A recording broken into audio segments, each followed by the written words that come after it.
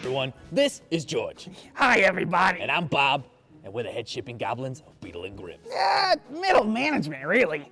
We're the head shipping goblins, and we're here to tell you that Beetle and Grimm's now shipping the newest, latest release.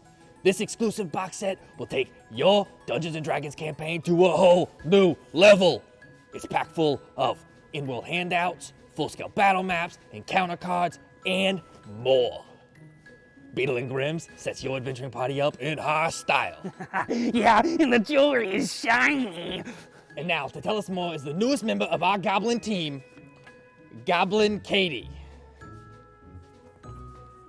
Hi, everybody. To celebrate the latest release from Beetle and Grimm's, I'm going to sing a song about being run through with a polearm. Oh, I'm embarrassed for her. What? Should I tell her, should you? You do realize that it takes more than calling yourself Goblin Katie to be a goblin, you know that, right? Well, Maybe it's true. Maybe George here is gonna be an ogre if I call him Ogre George. I'm an ogre. Even better, he's a human if I call him Human George. I'm George Washington. Sorry, sister, but it takes more than a name to rock this look. I'm calling the Union. oh, great. Let them know my new card came in. Go Local 234. Son of a bitch. I never thought I'd see my own spleen.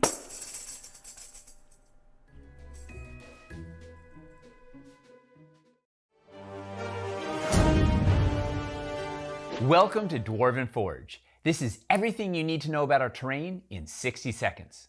Ready? Let's go. We hand sculpt our pieces for maximum detail and artistry, infusing passion into every millimeter of our work. Everything is available beautifully hand painted so you can start playing right away. Or you can choose unpainted to paint everything yourself.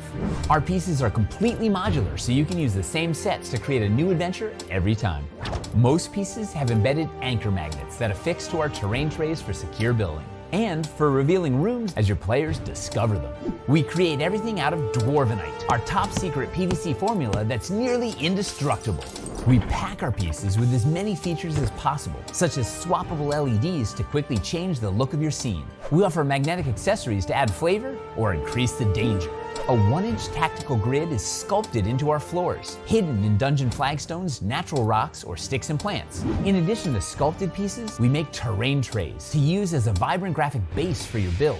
We offer a range of environments, including dungeons, caverns, cities, castles, sewers, forests, mountains, streets, burrows, ice, and hellscape.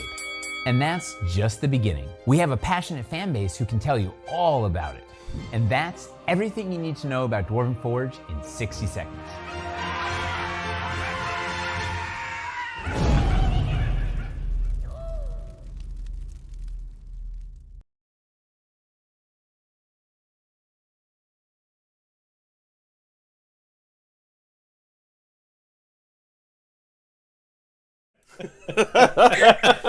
And we're live! Hello, everyone! Hello! Thank you for joining us. That was worse than like dropping a fart just before we start.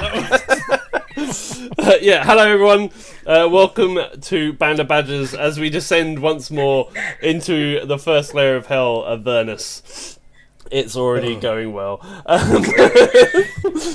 My name's Joe, and I will be your DM once more. But of course, what is a DM without a group of players to shepherd through like a herd of sheep through their story?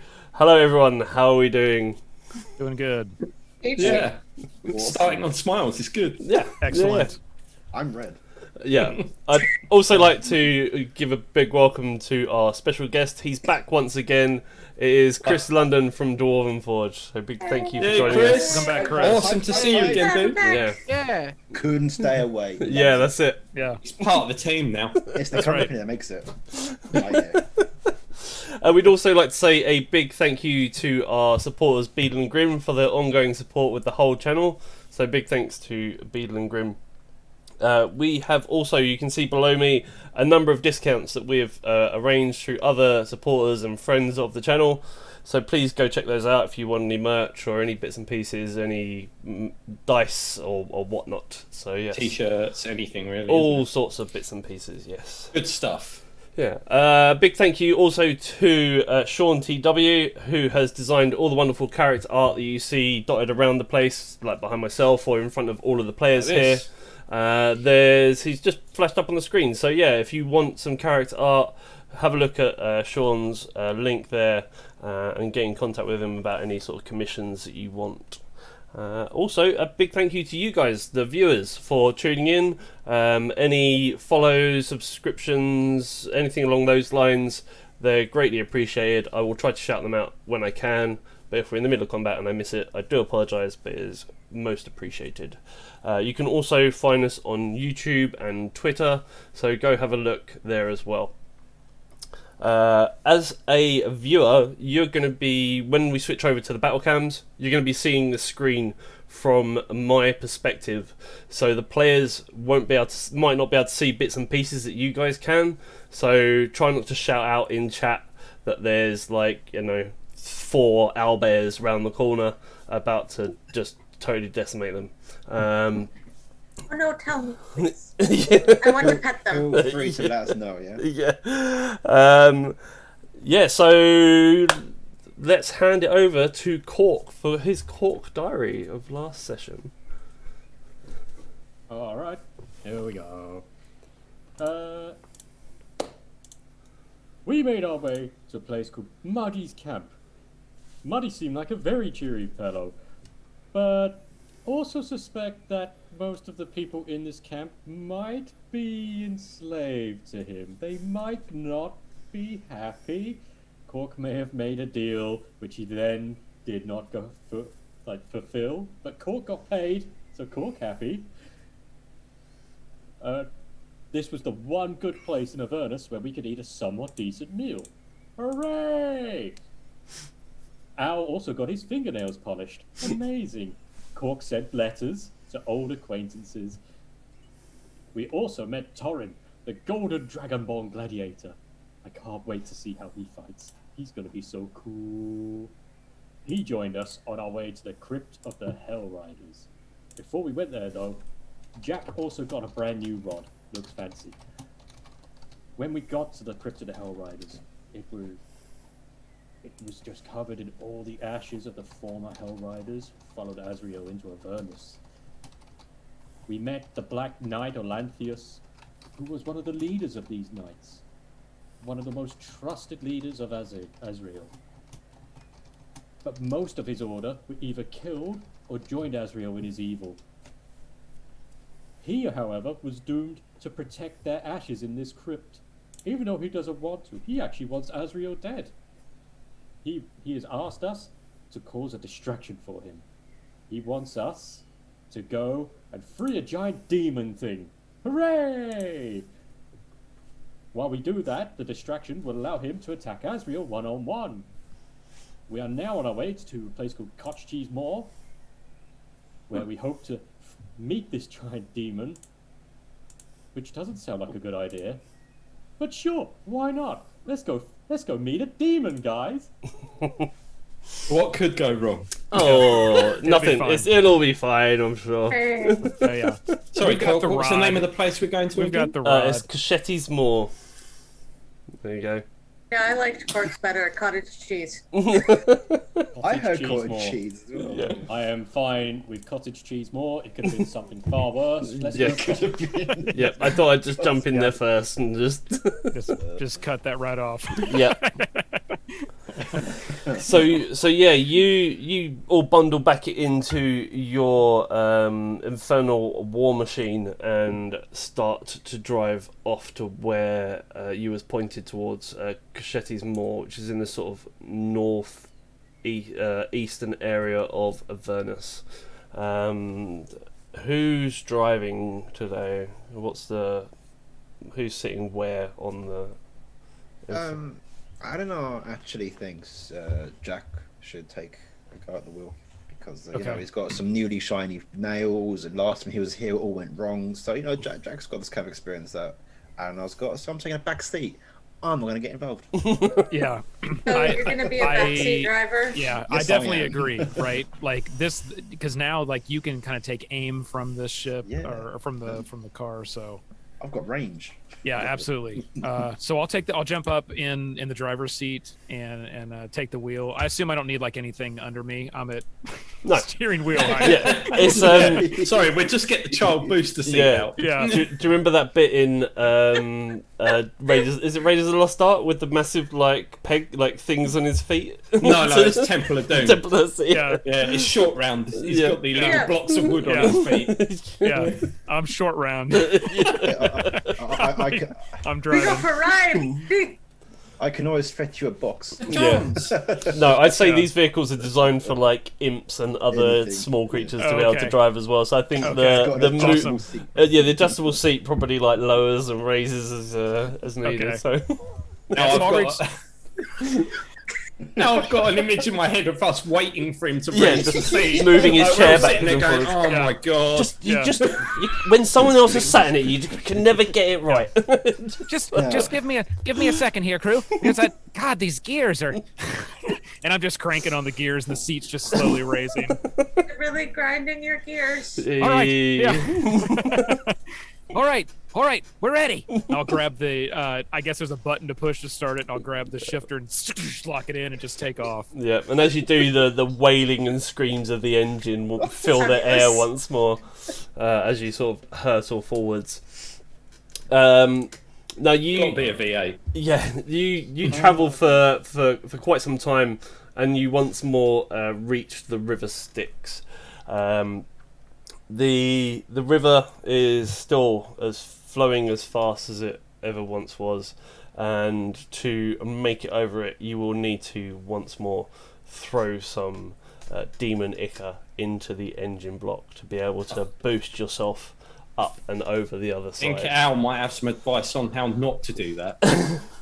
I wouldn't drink it if I was you. Yeah.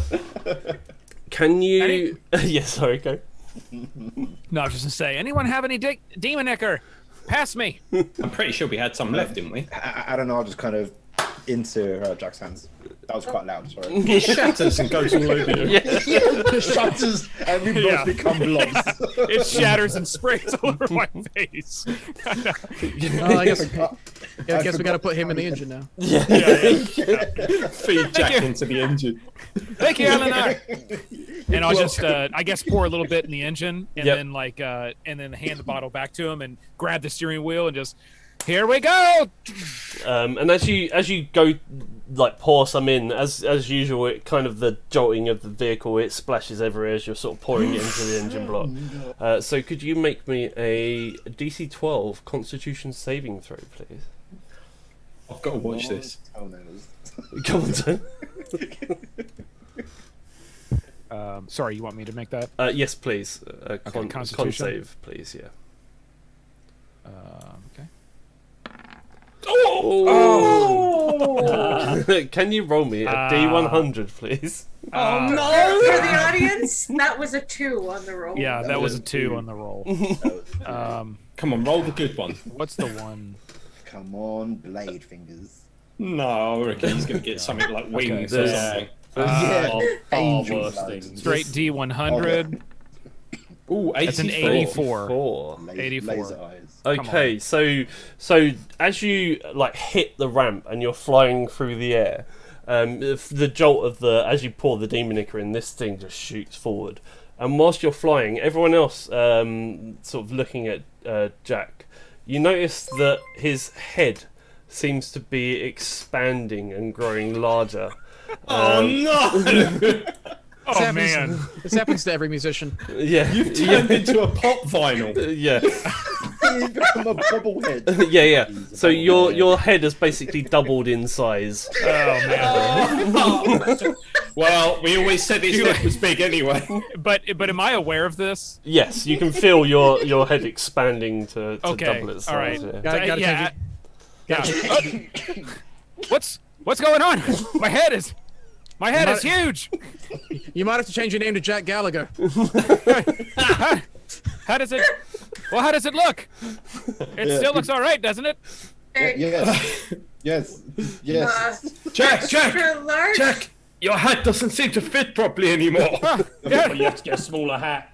Yeah, was the hat expanding or is the hat little Yeah, on top of my head? I'd say It's I'd say it's like a Incredible Hulk type situation. It'll probably just expand along with it, or we could have it as his tiny hat on a big head. Yeah. I think that's probably better. So the tiny hat's just sitting on the side of the my big head. Oh, my hat! My head! Control the vehicle, please. We seriously need to figure out a way of injecting that stuff into the engine where it's not dangerous. I hate this place. I hate this place. So yeah, you fly through the air, head ever expanding until you land on the other side, and you carry on your way. You spend a time travelling up to Cachetti's Moor itself. And when you arrive, it's this dark chasm sort of gapes between grumbling volcanoes that spew lava and smoke into the hateful sky.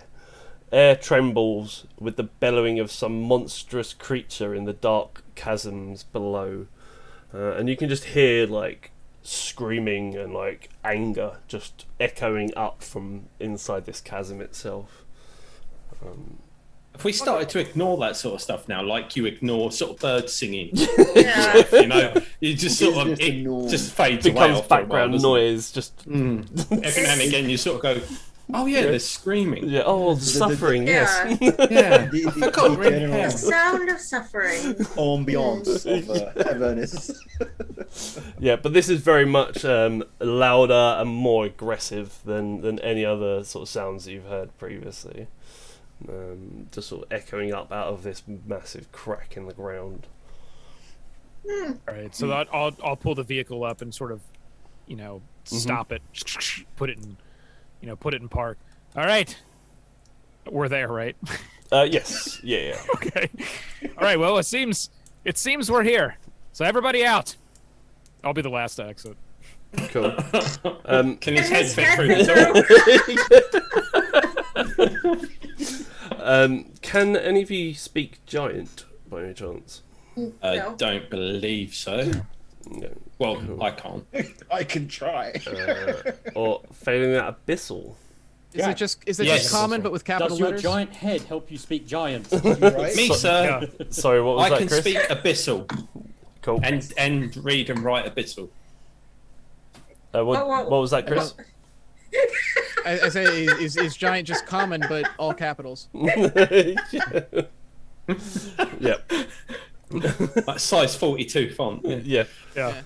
So you first of all hear this sort of like guttural voice just echoing through the chasm, and then afterwards you hear it in Abyssal again, and it just shouts, "Free me! Bring me my hammer! Free me!" And it is very sort of demanding. As it Have we does found Thor? Yes. I was going to say. Well, the others won't have understood it, will they? No. Unless any of the others can speak abyssal. So Wu will pipe up. That voice says there's a special on orange juice in aisle 5. Orange juice. I love I'm orange just juice. kidding. I'm just kidding. It's some sort of demonic voice saying, "Free me, bring me my hammer." Oh, here we go again. Something else that wants another weapon that wants to be freed. Yeah. I just want to be freed of this giant head. And I try to get out of the vehicle, and because of the weight, I guess, of my head, it's offset my body a little bit, so I actually trip and fall as I'm getting out of the vehicle. Why am I imagining Stewie Griffin?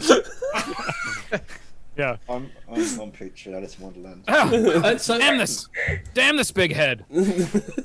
So Wu looks Your head at is fine. Jack because he hasn't seen him, because Wu was sitting on the back on the launcher thing, and says to Jack, "What's wrong? You look normal to me." You think I look normal? With this giant noggin on my shoulders. You've always had a giant head. What are you talking about? Oh, very funny. Very funny. Okay. And then Wu just turns around and starts walking towards the entrance or something. So there's no entrance. It's literally just the edge. Basically, you'd be looking down into this. Oh, we're at the edge of the crevasse. Yes, the crevasse. Okay. The crevasse. Edge of the abyss? Yeah, that's Okay. it. And this voice is this voice is yelling out of the crevasse. That's correct. Yes. Okay. All right. Yeah. Oh, fancy with our terminology here. I know. Yeah. So, walking to the edge, you see this massive chasm that descends a depth of you'd estimate about 500 foot. You can see that there's what looks to be it's made out of sort of molten rock. So there's probably like handholds and footholds that you could use if you wanted to. And at the bottom of this massive crevasse is a giant looking creature that's tied to a rock with chains, and the chains go round his wrists that are behind his back and around his stomach and across his neck. Right, Wu, to the amusement of everyone else in the group, runs to the edge and then disappears down the side, and literally runs down the side of the crevasse to the bottom. Okay. So now we have Spider-Man Elvis. Also, why are we saying Thank you very much. Posture each time we get crevasse? It's like, I don't know. I've got stuck in it now. You know when you say something and it's like, no, I've got to stick with that. Yeah. Sausage. Oh, look at crevasse. Yeah. I'll look at the party and say, did he just jump in the crevasse? Go take a look. Go take a look. Yes. We'll go and take a look. Yes, we'll go take a look. Yeah, so looking over the edge, you see him. You see him just sort of running down the edge of this wall. That's Is new. it like a vertical drop? Pretty much, yes. Do we think this looks like something we want to mess with? Cork will just yell, "Good luck! Tell us what you find!" Wogan shouts back, "It's chained! I'm not going to go stand next to it!" Yeah, don't get too close, Woo! Perhaps it wants to be harpooned!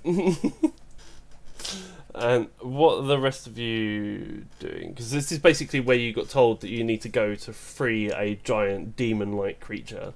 And from looking down, that creature that you see there is probably said giant demon-like creature. Probably hint Said maybe giant demon. said Okay, giant yes. demon. Yes. Okay, so Insight? go ahead, Chris. I was gonna say, can we do an insight check on that? But Might not be required. Yeah. I demand everybody in the group makes a roll to see if they realise this is the thing we're supposed to release. I love the idea of, no, it's not. Yeah, it's probably another thing. It's probably not that at all. Campaign over. I don't know. Kind of goes the edge. He's looking down, trying to kind of. It's quite dark in there. Some dark vision, looking into see if he can see what Con's doing. He also looks over at Jack, and he's like, "Jack, your head is bigger, right?" And he kind of says, "You could always cast illusion and pretend it's not bigger." Just thinking back to the time when, yeah. The jokes just keep coming in, huh? Wait till one of you've got the big head. Not funny, is it? Not funny at all to lie to someone about it. And then looks down again and just kind of ignores it. So if we all basically just jump into this, I could cast Featherfall on everyone. Yeah, I can hit everybody. It's probably worth finding out what Wukong can see down there, right? If he's down there before he was jumping. Yeah, Wu should probably report back, and then I could Featherfall us down if we I was going to say, how is he going to tell us? Yeah. Well, actually, funnily enough, I can run back up. Oh, okay. That's a lot of exercise. Go for it. Okay. Unless you ran into your death, though. So what you see when you get to the bottom is this. It's a giant looking creature ugly. tied to a rock. It looks like Shrek on steroids. Yes. yeah. Let's go with that. And when you arrive at the bottom, you notice that the chains seem to be like moving and sort of constricting his sort of hands and his chest. What, almost like they're alive, or yeah. Yeah, like every time he struggles, they tighten to counteract his struggle. Yeah, that's correct. And as you arrive at the bottom, he looks at you and shouts at you, first in a language that you don't understand, and then again in Abyssal, and says, "You, free me! Bring me my hammer!" I say back to him in Abyssal, "Where's your hammer?" And he says, "Taken by that Zariel." And I have a quick look around. I can't see a hammer near me, no? No, you cannot. But what you do see, exiting out of a cave to the north of you, is... One moment, and I will place you guys on the map. I'll put you here. I'm sure his belly weren't that big in the picture. I was going to say, look at the fat guy in the jacket. Yeah, I know. He's a little bit podgy in this That picture. looks like a top-down picture of me. Yeah, you me both, mate. You me both. Yeah, that's definitely not his angle. I'm carrying a little bit of lockdown weight still. Honestly, top down is nobody's angle. You see, coming from the north out of a cave entrance, 3 dog-like looking creatures, and this demonic thing that's got chains sort of whipping around it, and it should all be showing on the map now. So interesting. Yeah. As they walk out, the 3 dogs sort of growl and bark at you, and you see sort of spits of fire sort of flicking out of their mouth as they do so. Chris just had a lovely little model on display there. Yeah. Oh, nice. Very nice, Chris. Nice one, Chapfana. Thank you. Good thing is, Wukong, you've got all of us near. Oh no, you don't. Yeah, I was going to say, I think at this point, with the information I have to hand, I'm going to leg it straight back up the side of the cavern. No, crevasse. Crevasse. Back to the group. Travis. At 45 feet per turn, or whatever it is. Okay, so what we'll do then is get you all to roll initiative, please. Initiative? Well, maybe we should have Featherfalls. Yeah, is anyone down there right now? I wish somebody had we thought down about there? us Featherfalling. Wukong is currently trying to run back up the wall. Halfway up the wall. Okay, so we're still at the top. We didn't feather fall down. Not currently, no. I did it that when he reached the bottom, that's when this happened. Has the Wukong been able to feed back to us what's going on yet? Because we were waiting to hear back from him. I mean, you can sort of, you're like peering over the edge, and you see these creatures sort of coming out of this cave entrance to the north towards Wukong. Doesn't look good. So hopefully Wu can make it back up. I mean, I don't know if these things can climb, so... My initiative this campaign's been awful. Oh, I need to put these into initiative as well. Oh, damn. I didn't click on my- Yeah, no whispering, Joe. No whispering. Actually, no, my roll was good this time. Ignore what I just said completely. Oh. No, mine has been awful. I got 7 last time. I got 7 again. Yeah. Like last, always last. Joe, I forgot to click on my icon. Should I roll That's again or can fine. you I can give you a turn, and then you can edit your turn. There we go. Let's just double check that this one's About not about how deep in is Wukong? Like, how deep are these walls? It's 500 foot from the top to the bottom. Yikes. Oh, cool. And then you go 45 per turn. He can dash. I can't even shoot that far. 500. Yes. It's gonna take us forever. Oh, Depends Jeff was on. so excited Depends. about running down the wall. Yeah. Of us slowly feather falling. We're on our way. We'll be there in He 10 passes minutes. Oh God! It's slaughtering him. Up. Yeah. It actually you're would doing take me over a great. full minute. Yeah. Oh my god. We can say that you guys can start descending or have been We're descending if gonna you wish have as to well. start descending. Yeah. Yeah, we really should have taken that feather fall when he brought it up. Yeah. Yeah, we'll say that as soon as you see them sort of come out, you'll sort of start jumping over the edge, hoping that feather falling down. Hoping that Jack can cast feather fall on you before you hit the bottom.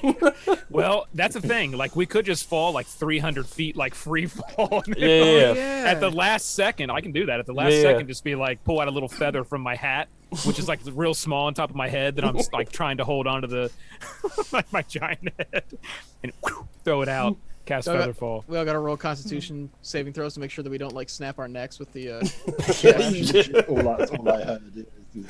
It's a slow descent into the feather fall. So what I will say is that let's go one turn. So you can have been jumping. We'll do one round of combat, and then you can have like landed into the sort of second round. Would be the. Can I use my cunning action to dash while falling to fall twice as far at a safe speed? I think you'd reach terminal velocity, right? Yeah. So Wukong, you're actually up first. So right. I am You need to going. sort the order, Joe. oh, okay. You might not well be first. No, I'm not up first. So There you go. yes, you are still first. Oh, how come? I thought someone rolled Because 20. they're still falling currently. Is what we're going. Right. Okay. No worries. Right. I am going to go completely mental and move in to attack one of the dogs. Go. So I will actually just move there. I assume they're 5 foot squares. Yes. Yeah. So I will attack that one. Okay, that's better. I was like, why isn't the battle cam working? I realised I was on Twitch, so all it was getting was like mirrors. Apologies, guys. I'm going to attack it with my quarterstaff, two-handed, like that. Hits for a 22. Yep. Yeah, that hits. Oh, that's rubbish. 6 damage. Cool. And my second attack. Are you going for the middle one? Did you say?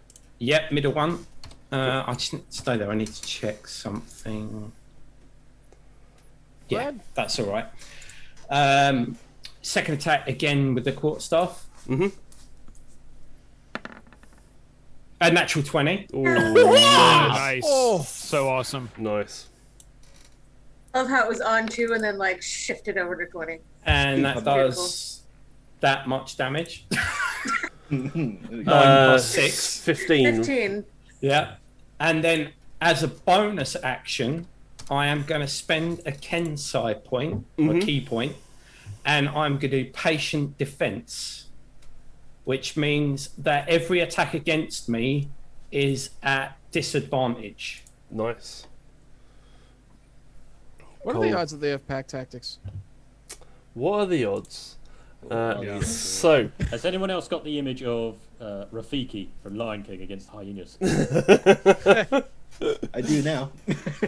So yeah, the first hellhound sort of turns at you and snarls, and it's sort of, as it does so, licks of fire sort of dance around its teeth. Licks of fire. And it snaps out to bite you. No, normally that would be with advantage because someone did call it. It does have pack tactics, but it would just be a normal roll in this instance. 7, I'm assuming misses. Yeah, my armor class, just for your reference, is 20 for this because I used my Kensei weapon. So it's normally 18, but because I used that, it's 20 because I get +2. Nice. And then the Chain Devil is going to step 1 step forwards, and over the top of the Hellhounds, this one of its chains just whips out and tries to wrap around you. 10. I'm assuming that doesn't hit either. No, you needed 10 more than that. Okay. The second Hellhound is going to also bite you as well. Oh, they're all rolling ridiculously low. So that was an 8 for people at home. And also misses. The third one. Oh, that one's going to hit. There you That's go. gonna hit. And that is for so rolled a 23, and that is for 18 damage in total, 10 piercing and 8 fire damage. Just out of interest, did we still have the temporary hit points from last session that Jack did? I believe so, because they last until the awesome. long rest, correct? That is awesome. I still think so that is the most bestest thing ever. So that wipes them out, and I lose 6 hit points there. And so, There we go. slowly floating down, Torin lands with his feet on the magma sort of floor. Where are we? Where are we landing at? Pretty much where you guys are, unless you want to be in a different order. I'd say you've all jumped down from the edge, unless you want to switch over. I would have liked to have been floating closer as we fall, if possible. Because I'm very far away. Yeah. Okay, actually, you know what? I'd say you could be like in a little group like this. But it'd be roughly sort of around this. Okay. Oh, I don't know if this is relevant, but I noticed you only took 6 damage off that one Hellhound. Is it because it can only be damaged by magical weapons or something like that? Because No, I do hit as a magical weapon. I took more than that. It's only showing 6 on roll 20. Is that your health bar? Yeah, that's your health bar. Oh, sorry. Yeah, that's right. Yeah, sorry. Yeah. Yeah. Oh. Yep. I just breathe deep now. All right. I thought, oh crap. Like you're so screwed. Yeah. Okay. If that's the case, I'm gonna. If I hit the ground, I can get to here pretty easily. Mm-hmm. And I'm gonna make sure I'm gonna take off my hat, gently place it off to the side, because I want to make sure I don't lose or damage it as this happens. Then I'm going to rear back, and I'm going to shoot a line of lightning through those hellhounds. Nice. So breath weapon. Let's see, where is it on here? Where do I? It's on your I main. think they make dex saves. Yeah, so it's a dexterity saving throw, which is going to be. Let me calculate this real quick. Yeah, that ain't plus gonna make Constitution plus Yeah. proficiency. So it's going to be a 13 to make the dex save. The middle one saves it, and the last one fails it. So yeah, roll your damage. So Alright, 2 of them they're all take go- full, and 1 takes half, I believe. All right, they're all going to take 3d6. Is there an option to roll it on? If you go on the left-hand side, you've got second one from the bottom should be a dice icon, and if you go On the map. yes, Okay, clarify, yeah. not your So character yeah. sheet. So I can't do it off the sheet. I have to do it here. That's d8s. That's d8s. Yeah. Shoot. Nope, not that. All right. 3d6. Oof, All right. nice. That's not bad. He rolled higher damage on D6s than he did D8. Yeah, very nice. Yeah. Nice. So those 2. What is your breath weapon again? Sorry. Lightning. Nice. So they take 15, and the other one takes half that. Yes. You just the image of him slowly falling and then just sucking in and then firing a laser out. Yeah. Laser. Nice. Nicely done. And let's see. So, then I'm going to take my cunning action to. I assume that like there's like rocky outcroppings and stuff around here. Yeah, I'd say if you wanted to hide somewhere up here, that's not a problem. Yeah, I'm gonna take my cunning action, use the remaining 5 feet to just like kind of move back a bit and hide.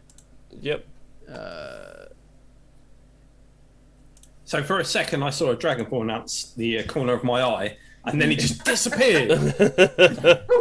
In a flash of lightning. I thought I was fast. Damn it! So it's only a 13 on the stealth check, but yeah. Okay. That's that. That's my turn. Cool. Like a slightly blinding flash of lightning, and then he was there, and then he's not. Eleanor, you're up. And in a flash, he's gone. Let's do it bang. No, it doesn't hit bang. Yeah, so Arenor's landing around there, if that's all right, or he's kind of landed and kind of run that way. Yeah, I was saying within these sort of 2 squares here would probably be where I'd say you guys landed, because you've sort of fallen over the edge and sort of landed in. But looking at the terrain, sorry, I'm guessing that is this area here like risen a little bit. It looks like a mound type. I wouldn't think too much into it. I've just acquired this map. So. Okay. Basically, you're saying, Matt, just get on with it. Okay, fine. Just ignore the terrain. Yeah. Don't be that guy. If there's anything in particular that you're wanting to do with it or what have you, then I'm all game for. It was just for looks. Yep. I'll be honest. Ignore the terrain up until the point you end up in lava or that black tar stuff. Ignore the rest of it. No, but the DM said no. Okay, so I'm gonna kind of go to that square. Then I've landed and moved over, and I'm going to cast Hunter's Mark on what's it called again? The chain guy. Yep. Apologies. Yeah, chain devil. It is. Chain devil. Bondage McQueen. Yeah. Bondage McQueen. And as I land, I am just gonna do 2 quick shots of arrows just shooting towards him, hoping for the best. With like I said, with Hunter's Mark on him. That's gonna also have a sharpshooter go in as well. And the first one won't, but the second one will have a Colossus Slayer attached to it as well. Because he would then hopefully be damaged if I can actually damage the guy. Oh, it's a stealth. Why is that a stealth? That was not me. 23 it's plus 22 2. Yeah. Yeah, that hits. Do you want me to roll both attacks at once? No, roll this one first. Cool. So this one is without Colossus Slayer on top. So that is... So we need to actually... Sorry, we need to ignore that. Because that's what's supposed to stay. Hang on. We need to take away the 1d8 of that one. I've done that, so do you still get the shot? Take 10. You get the sharpshooter, right? So 21 damage? Yeah, 21 damage. And the second one will then have Colossus Slayer. But we need to also add the Hunter's Mark as well. Yep. Apologies, I'm going to do that now. Sorry. There you go. So that's +6. So that's 20... 20 plus 6. I'm really bad at everything. Matt, 27. That's right. I've done it separately. It's fine. It's not a problem. Oh, happy days. So I do my second shot now. I've got a calculator on my screen. I'm not using it. Plus 21. Yeah, hits. Cool. So that's got Hunter's Mark and Colossus Slayer on it as well. Nice. That is not as high. That is 12 plus 5 plus 3. That's what, 12? So 20. 20. 20, yeah. Lots and lots. Lots and lots. So yeah, It's 1, 2, 3, many. Yeah, you let off a number of arrows at him, and they do find their mark and hit the chain devil through these whipping chains sort of flying around him. However, they don't seem to do as much damage as you would expect. He seems to kind of shrug it off. Yeah. Tell you what, guys. So far, arrows down here are not great. Should have got those fire arrows. Right? They're coming. They're coming. Coming. I'm like low on the totem pole here. I have. But when you shoot them and Joe goes, it heals them for 5 points. Like, oh, fuck, oh, no. Never do it again.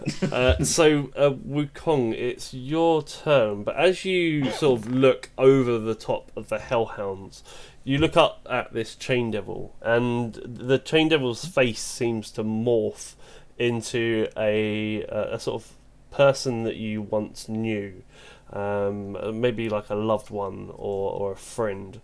And then the sort of skin just sort of starts to peel and fall off of the face itself. That's lovely. And can you make me a wisdom saving throw or be frightened until the end of your turn, please? Wisdom saving throw, blimey. DC 14 is saving throw. Oh, there we go. 17. Well done. 17. Good job. You are fine. Thank you. I thank you. I'd like to take credit for that, but I won't because Roll20 did it. And it's my turn, is it? Mm-hmm. So I will do the same attack as last time against the middle Hellhound.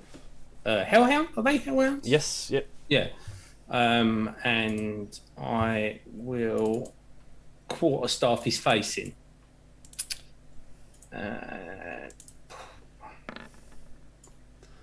18? An 18 does hit, yes. 6 damage. Cool. And another attack. Same again. Oh, 11. 11 misses, unfortunately. Right, and again, as a bonus action, I will spend a key point and do still defense, stillness, no, something like that. Mm-hmm. The thing I did last time. Stillness of mind. Yeah, and again, instead of getting advantage for pack tactics, you would just get a normal attack. Cool.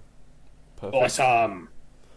Nice. Confirmed. And this hellhound, rather than trying to bite you this time, it opens its mouth and just flames just sort of shoot out, and as it exhales, and it is going to try and breathe fire on you. Oh, Fire breath. That didn't roll. Flames on the side of my face. Yeah, it doesn't appear to have rolled. Ah, it's because you need to make a dexterity saving throw for me, please. A dexterity saving throw? Yes. 19. You are fine. Yeah, so the flames just seem to lick around you rather than hitting you, and maybe just sort of... Maybe I'm doing that sort of like, Matrix you know, style. I do like a barrel roll in the air, like Spider-Man styley, to miss it, sort of thing, and it goes like that, above and below, rather than going straight forwards. Yeah, I got your number. Cork, you are up. Cool. Cork gracefully flies. It just floats down from the heavens, just trying desperately to get closer and just actually hit something. Just let me hit it. So Cork, from that position, can go 40, so he can actually end up right there. 5, 10, 15, 20, 25, 30. Yep, Cork can end up right there. And he, in a rage, so let's activate Rage as a bonus action. It's going to smash the Bondage McQueen. Wu sees this and shouts over, "Hey Cork, nice of you to join the fight." Cork's so happy to be here. He Do an air high five. Didn't get, yeah, just as I go past, just and then smashes the enemy. He hopes. 17 to hit Bondage McQueen. Is this your +1 maul? Yes, it is. Nice. A 17 hits, yes. Because I did realise when Al basically went, normal things don't seem to work. Cork in midair can go, well, let's pull out the magic maul then. That was the other reason I mentioned it before, because I thought, I hope he's remembered that now my attacks count as magical. How much damage is that? That is 22 damage total. Nice. Nice. And then I will hit again. Love your in-game flavor text. Yes. Yep. In-game flavor text reads, still pissed at that whole hold person thing. Never gonna let that drop. That's awesome. I keep bringing it up on Twitter, so. Yeah, it's quite fun. Right, let's go again. 13. A 30 misses, unfortunately. Let's get Twitter.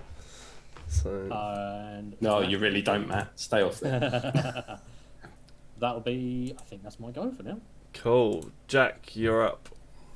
Okay, and I assume where I'm located right now is where we landed. Not any closer. Yes, I'd say that you could possibly go like 1 square closer, because other people have said that they're already sort of falling in these squares themselves. So. Okay.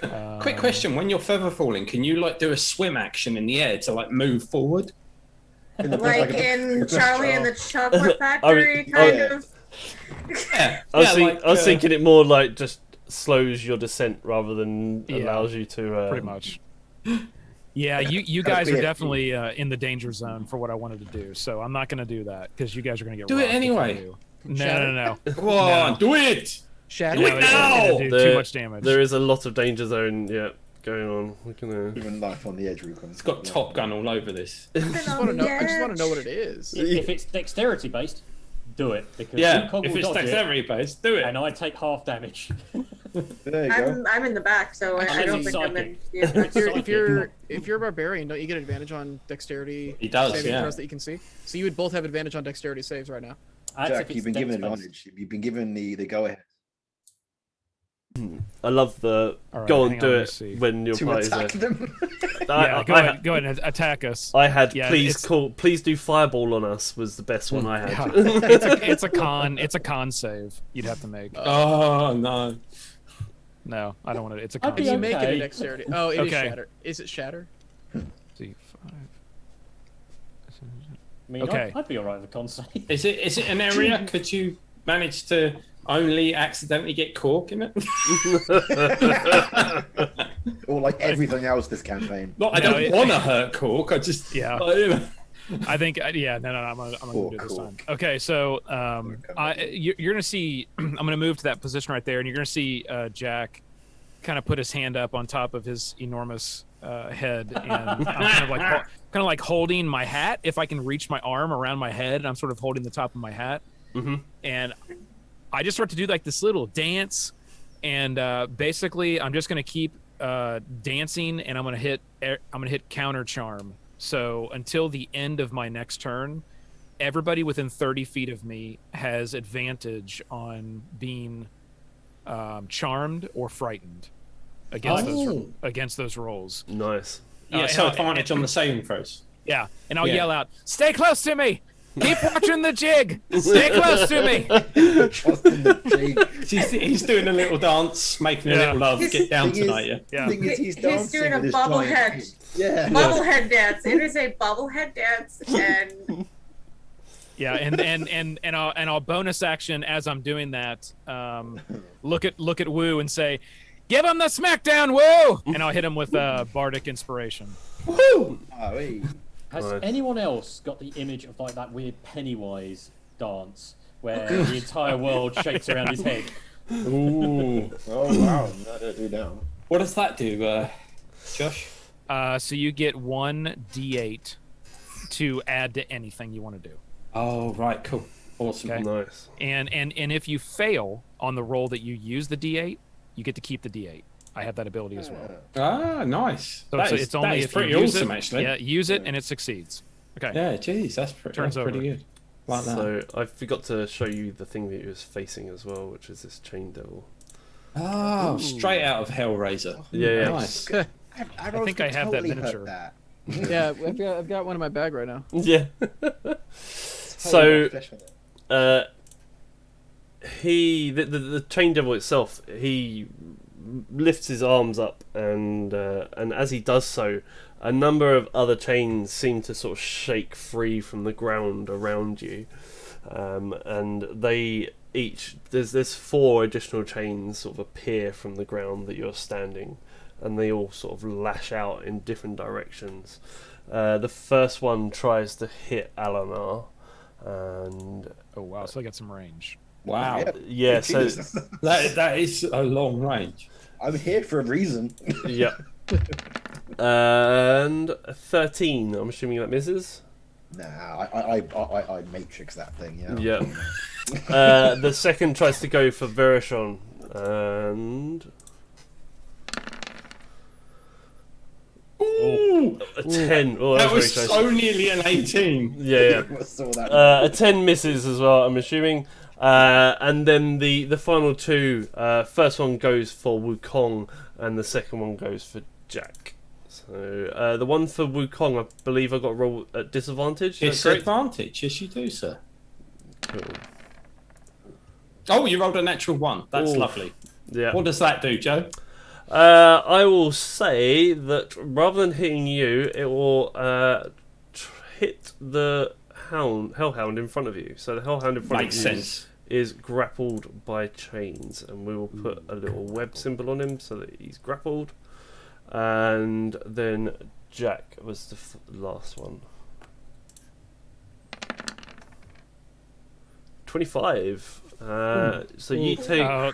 So I am going to force you to re-roll that, and I'm going to use one of my luck points. Okay. Oh, nice. Let's go. Gonna be even higher now, just to spite you. Look at the halfling. 15. Does that hit you? Damn it, it still hits. So Oh, come on! 14 armor class. Yeah. But it is less damage. Rather than 14, it is 11 slashing damage. And you are now grappled. To escape being grappled, it is a DC 14 strength check that would happen at the end of your turn. So. Oh, wow. Okay. Damn it, I was So hoping no. that luck point would work. Grapple reduces your speed to 0. You can't benefit from any bonus to speed. Speed. Can he still dance? Yeah, oh my god, good question. It's still. Yeah, that's a good question. If Does he's that got one break arm my- free, he can at least sort of go like that. Yeah, so you can still use your arm, so you can still make attacks. So I'd say that you're just wrapped up in chains, but I can still assume you'd be able to do a little wiggle if you wanted to. Okay. Yeah, it says the performance Yeah. ends if you are incapacitated or silenced, or I voluntarily end it. So as long as you're saying I'm not incapacitated, I can still sort of like No, because it's good. incapacitated would be like unconscious or Or anything held, along those lines. like somebody else. Yeah. It's really weird. The block says both grappled and restrained, which is confusing. The target is restrained. Yeah, and takes. So does it say that you need to be restrained or? No. That's the thing. it Like, just like says- you're not supposed to say grapple and restrain in the same thing because they're different effects. So it's really weird that they have them both here. That's got to be an editor has missed that. Yeah, we'll just say you're grappled. It does say that you Okay. take 2d6 piercing damage at the start of each of your turns as well. So we'll do that when we come to it, and we'll give you a little web icon as well. Yay, web icon. Wait, He's Spider-Man. He's Spider-Man now. There we go. The middle hellhound is going to also try to breathe fire at Wukong. And can you make me a DC 12 Dex save, please? Oh, easy. He's got this. Maybe. He's got advantage. Yeah. Nice. Yeah, I rolled a 12 on the dice, which equals 21. Yeah. Wukong has to roll a 2 or less. Yeah. And Verishon, you're up. And even if I did, I could roll that 1d8, so... Yeah. You can't fail with that D8, really. Verishon, yes, you're up. Okay. I'm going to move over here. I know it's so far. And I'm going to touch Elinar's arrows, the quiver of arrows. The horny dragon is back. I hate you all. Wow. We love you, Jen. Sure. Yeah. Yeah, not buying it. Yeah. Not buying it. So Anyway, you touch the arrows. touch the arrows, and I'm going to cast the flame arrows on his arrows. Nice. Oh, because you're elemental adept, aren't you? Yes, I am. Nice. They'll do maximum damage, or they won't get halved at least. Or They won't get halved. Yep, and they can't be resisted. Good stuff. Cool. The That was final. a good touch. Yes, that was a good touch. The final hellhound, seeing Cork appear behind, is going to whip round and try to blast you with its flame breath as well. So, can you make me a dex save, please, Cork? Would I see that coming? Is the question. It's going to spin round, open its mouth, and start to spit fire at you. So, I would say yes, you could see it coming. You might catch it out the corner of your eye. Yeah. Just. But it doesn't matter because you rolled 2 2s. Wow. Wow. These guys are not Nailed it. That's the best roll ever. In the worst Nailed way. How much damage does that do, Joe? So that does 18 fire damage as If that these got- flames just lick around you. So that'd be 9, which still doesn't eliminate all of my temporary hit points. Cool. Nice. Got it. Also, I wanted to do a bonus action, which was just the shillelagh. Yep, that's fine. No problem. Just in case. Cool. Oh, shillelagh. Ignore that. That was for me. Torin, you're up. All right. I'm gonna put my hat firmly back on my head. I'm gonna move in on this hellhound over here, and with one hand, I'm gonna like be spinning my dagger and like, oh, what am I doing here? And I'm gonna like jab at him with the rapier underneath. Is that some sort of distraction move? Look at this dagger! Look at this dagger! Oh, look at the dagger! Yeah, yeah, like, oh, look at this hand. Look what I got up here. That's brilliant. Look at this hand. Stabby. Didn't see that coming, did you? Dog, you want a Oh, biscuit? nice.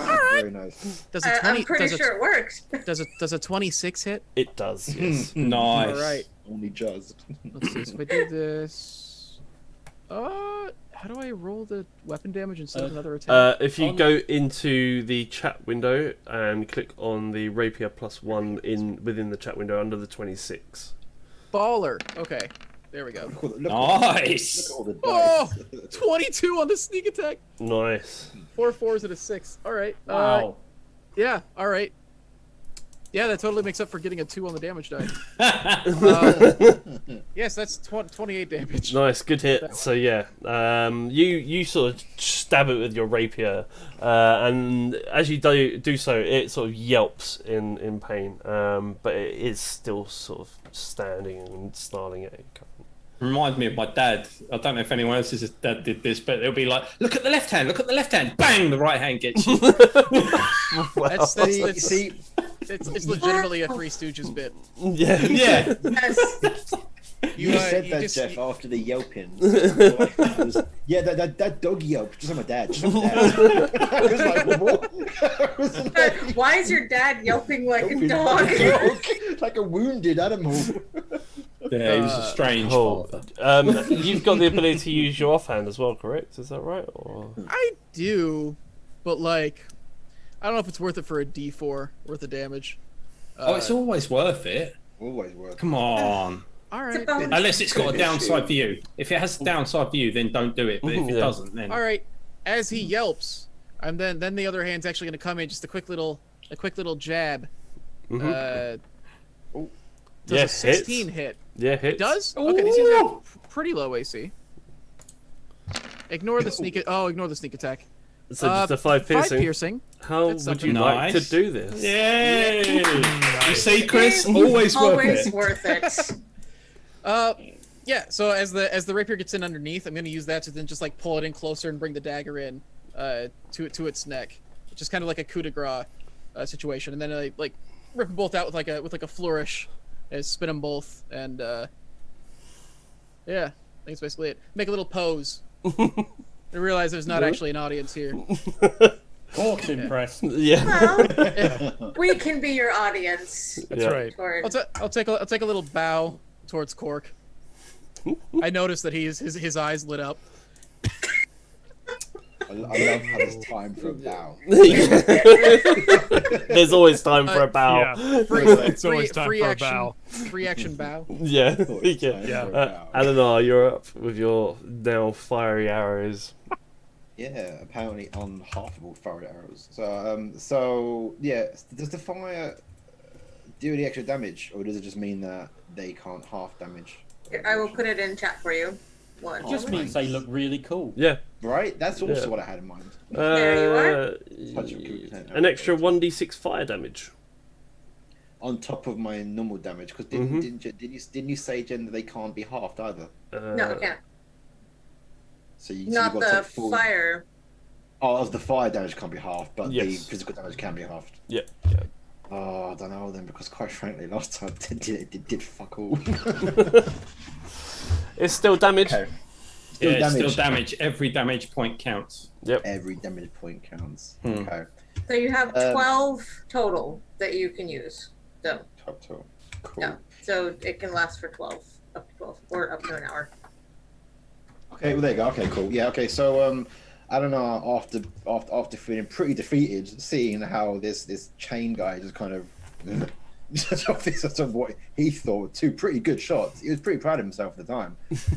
He feels Virishan's pulsating touch to I got you. to his quiver. He reaches God, out to him. what are we playing again? Hey, Yeah, wait, let's- this is all you. This is all you. Let's not introduce Why the did word she touch quiver. You touched my quiver. And I'm going to do the same. I'm going to do the same thing again. Hopefully to see something different this time. And Never helping you again.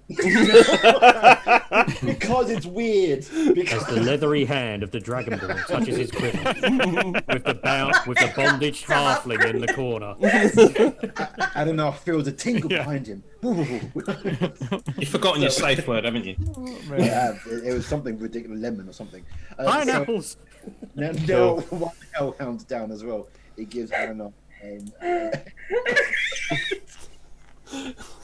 Come on, Matt, hold it together. I'm gonna shoot. What are you shooting at? I'm shooting a chain guy. Okay. Welcome to Badger's NSFW.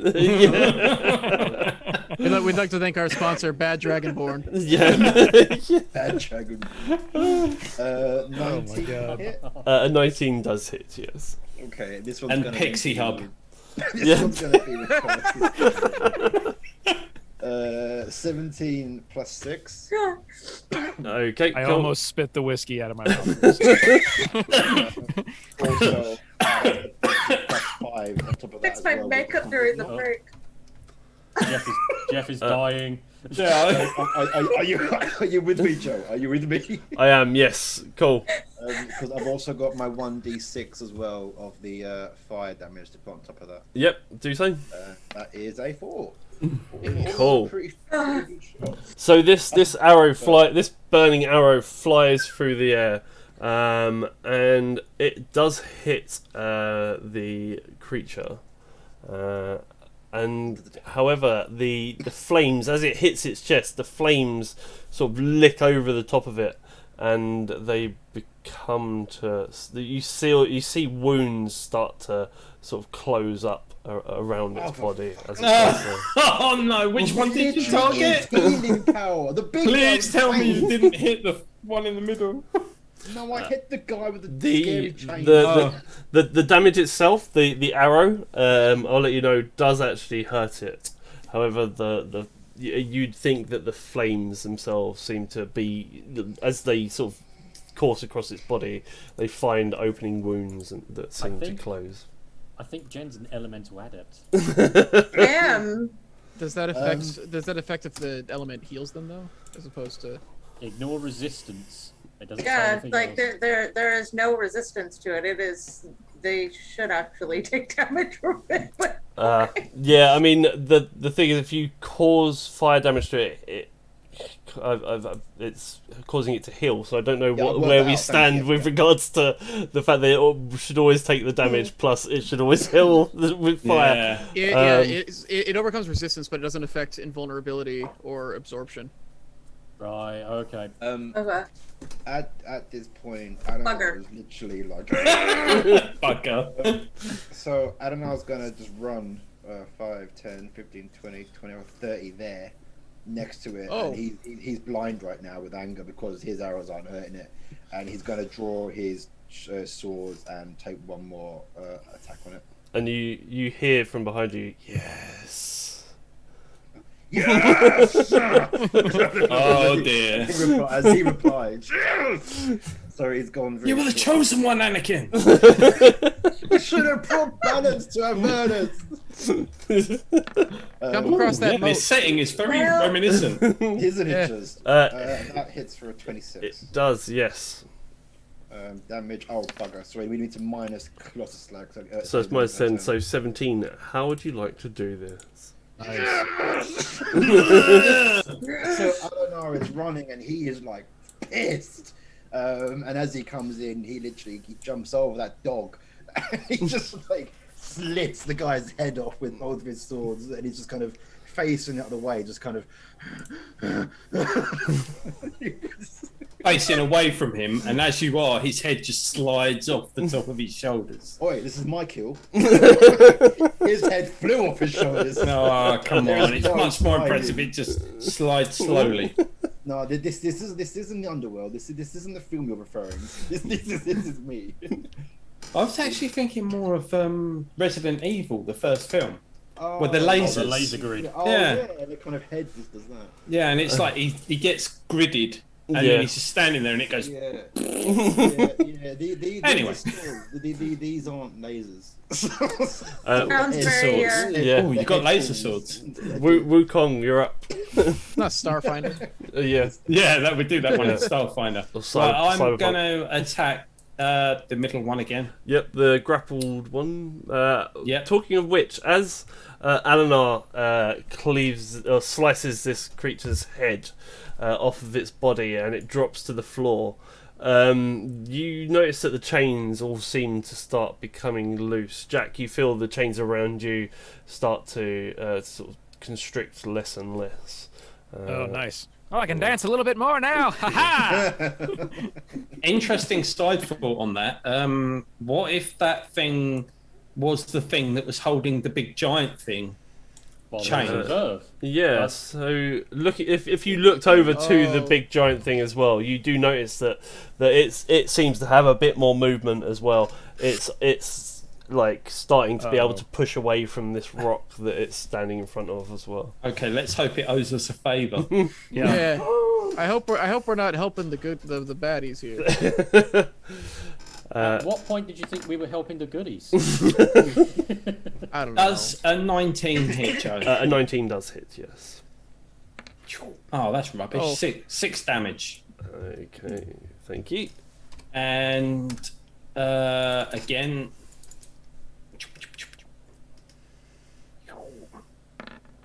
Does a 27 hit? 27 does hit, yes. Right, and on this one, I'm going to use a special ability of mine called Deft Strike, which is where I spend a key point and it does an extra d6 damage. Nice. I mean, could you stack your bardic inspiration on top of that just to make it Wow. real? Wow. Right, so one on that's- the damage Oh, dice. no. Yeah, typical, isn't it? Right, so it did that, and it also does 5, Nice. How so do you 11 damage. How would you like to do that one? Oh, nice.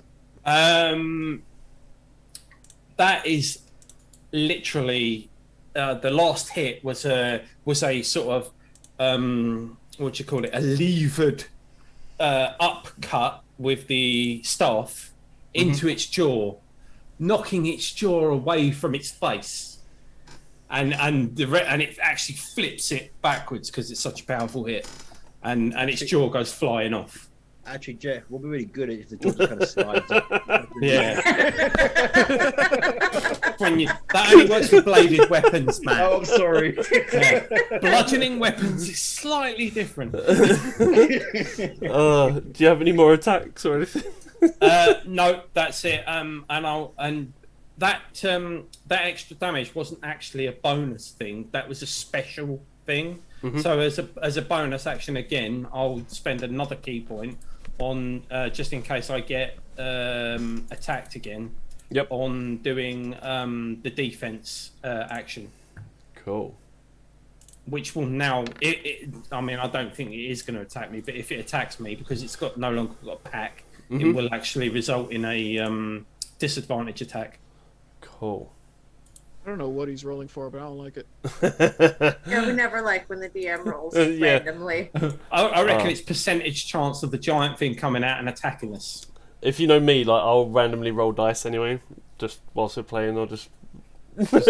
Sometimes I just roll a dice for no reason. Yeah. What was that, Joe? I don't know. Yeah, it's just for me to know.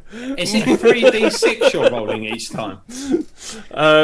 So That time it was 1. I think it's tied to the amount of. The Hellhound is going to turn around to Alinar this time and try to breathe fire on you. Could you make me a dexterity saving throw, please, as it tries to do so?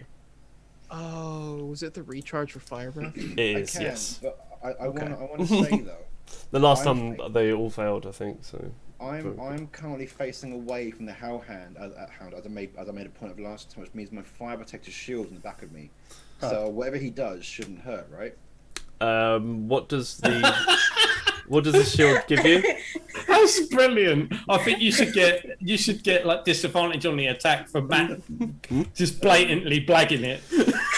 Shut up, man. That was beautiful. It was class. I believe the shield gives you resistance to fire damage, It does so it would resist give you fire. half. It would give you half damage. Yeah. That's correct. Yeah. You're going to make the saving throw anyway, Matt. What are you talking about? That's awesome. Shut up, Jeff. No one asked you. Come on, you are. Come on, you are. I've just seen that. You take half as much on a failed one. So, on a successful it's a good save. shield. So, I didn't hear what you asked me to roll in the first place. a deck save, please. Thank you. Dex save. Roll. Here it comes. 21. Nice. So you take half damage because you passed, and then halved again. So that'd be 11 rounded down. So 5 damage. Nice. 5 damage, yeah. Yeah. Can Ananas slowly turn around when this happens? As his flames lick up against the backs of your legs. Slowly faces the Hellhound. Like Zack Snyder slow-mo. Sort of. Yeah, pretty much. You know, And yeah, get a shot. You just hear behind you, kill the beast. I kill the beast. Cork, you're up. I mean, Cork's gonna kill the beast. Yeah. Finish him. Yeah. Cork is gonna maul that thing. Let's do this. Hi, puppy. Mash. Puppy dead. 15. A 15. I don't believe. No, does hit. It's gonna start. Oh, I bet it's right on it, isn't it? Yeah. Slower. Yep. 22 damage. Nice. My second attack. A second attack. I love the fact that it says still pissed at the Pissed about the whole whole person thing. That's what I was just laughing at. Yeah, that hits. 21 damage. How would you like to do that one? Cork does a move that he's not done in a while. He calls it the pancake flipper. Splats it into the ground and then yeets it up into the air. It just spirals. Team Rocket. That's awesome. And he says, "Gotta catch them all." Yeah. Nice. And as you see this hellhound sort of flying off and maybe sort of splatting into a wall like about 200, 300 foot in the air, just pancaked against the wall, you look over to the creature that you know as Cacchetti, and he turns to you all, and Wukong, you hear him shout, and he says, "Zariel stole it! I'm gonna get it back!" And he just... you see him sort of become almost like cloud-like, and he just starts to sort of fly off out of this... Before he disappears, I shout in Abyssal, "Good luck!" Weren't we supposed to get weren't we supposed to get a sword from him or something? Well, no. we can have a look. So the Olanthius basically asks you to go and free him, to basically create a diversion, so that Olanthius could then go and exact his revenge on Zariel. There seems to be a lot of people that are sort of vying. So A lot of people pissed at Zariel. So we've got two big dudes sent at Zariel, basically. Yeah. Yes. Yeah. Okay. Yeah. Sick 'em, boys. So much Okay. Yes. And yeah, so the area seems to be quiet apart from this sort of bubbling lava that you see around the place, and other than that, it's pretty. Is there clear. anything of interest on the chain demon or in the big room where the demon guy was being held? Let me have a look around, search around. Yeah, roll me a investigation check, please. Can we all roll that, or just him? I'll say that you can roll it with advantage for everybody else's help. How big are the chains that were holding him? They are huge, yeah. You have huge and thick. 14. Roll me. Is that with advantage, Jeff? Yeah. Yeah. I'm just gonna try and find it. Roll me 2 D100s, please. 2 D100s. Interesting. Or 1 D200. What? So, do you want the total amount or the separate amounts? Separate amounts. I will look at those. 93 and 74. Yeah. Nice. 93 is quite a good one, isn't it? If it's based on that. You found a flaming greatsword plus 5. Over there. You're welcome, Cork. Over there. There's something over there. So you find an empty wine bottle that has a label that seems to be sort of scratched off in places. You can see the word wizard, winery, and red dragon. They're the 3 words that you can make out on it. Can I just say, as soon as you said winery bottle, Joshy's just had a smile on his face. He started to smile, but he was like, yes. He said, have you been through my recycling? You also find a fan that when you unfold it shows a sleeping cat drawn on the side of it. You also find inside here a ruby worth 200 gold pieces. Who's the banker? I've forgotten. Who's the banker? We don't have one. I'll do it. Jen. Yeah, Chris does it. And then he disappears. Yeah, next week. Where's the gem? Oh, Chris crap. had it. And you also find a number of other sort of carved objects that look to be sort of damaged. And they depict various different gods and things, but they look to be sort of hand carved, possibly not. One of them, Sorry, go ahead. is one of them torn? Could possibly be. Do you want to do a religion check for me? Cool, do a religion about check. religion. Go on. Roll a natural 20, I bet you. Even if I rolled a natural 20, it'd be -1. I rolled a natural 19. Oh, These just look like carvings to you of just bits of. No fucking idea. Yeah. Do we have any way of assessing whether the fan or the bottle are magical?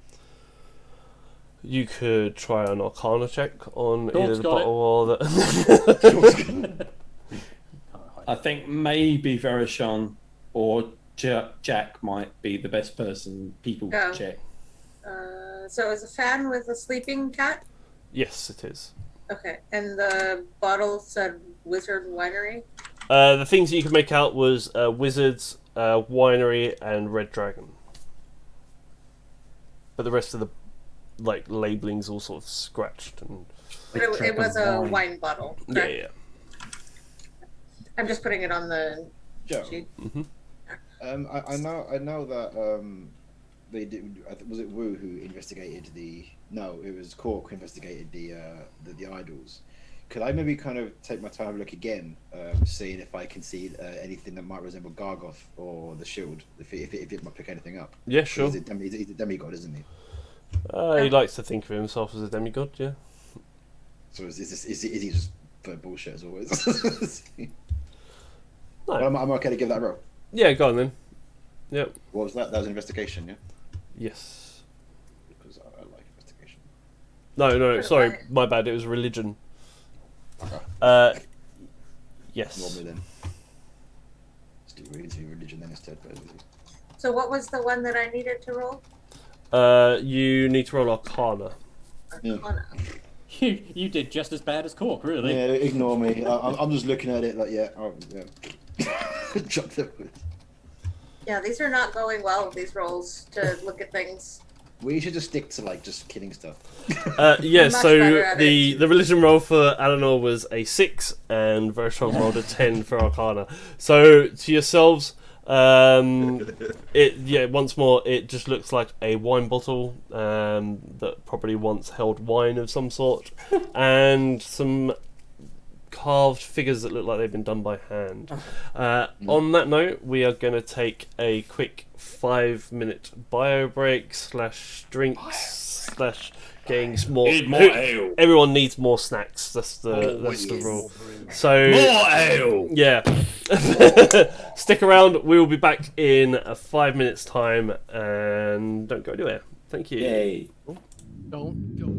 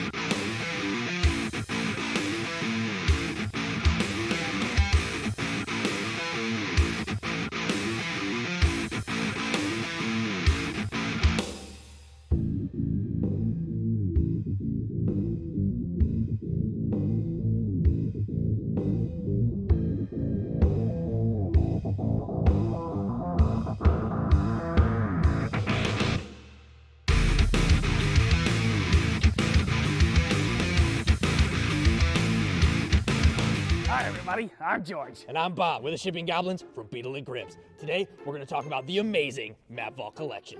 And with the Map Vault Collection, you get a bunch of gorgeous two-sided maps, all scaled for standard minis. Yeah, get yours now for the Map Vault collection from Beetle and Grimm, and all the players at your table will be revved up and hyper because the only thing they'll be able to say is...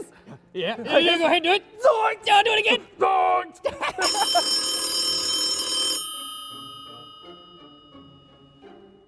Hello? Who do you think you are? Yes, Mr. Lillard. You're just some color. Yes, sir. You can't just go off and use my It's your voice like thing. that. I have rights. Completely. We just thought... Wait, Oh, okay. I'm gonna take this right to yes, sir. Beetle. Hey, Grimm. Thank you, sir. What happened? Matthew Lillard watches our show!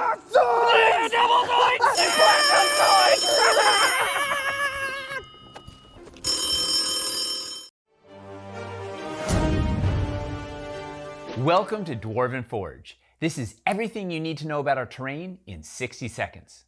Ready? Let's go.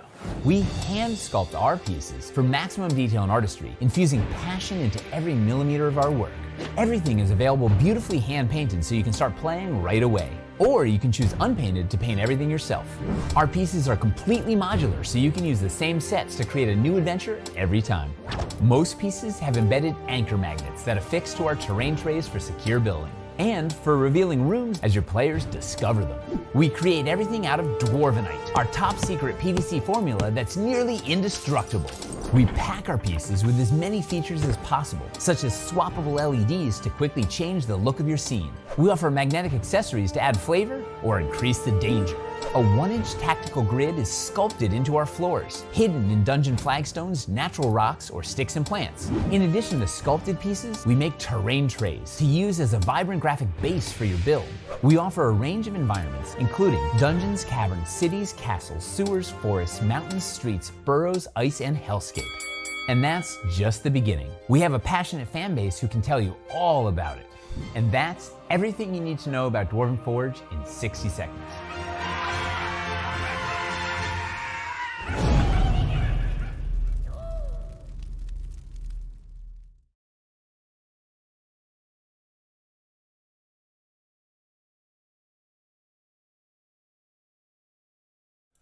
We're back.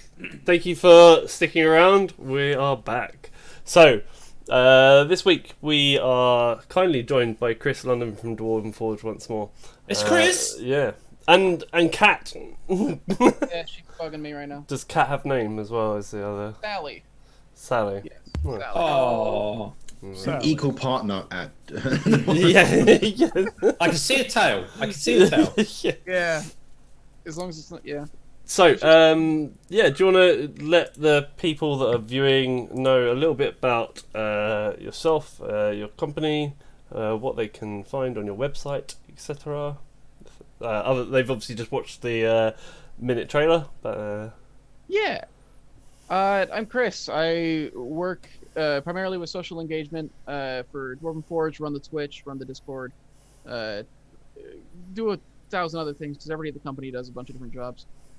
We make the world's finest hand-sculpted, hand-painted miniature terrain, essentially.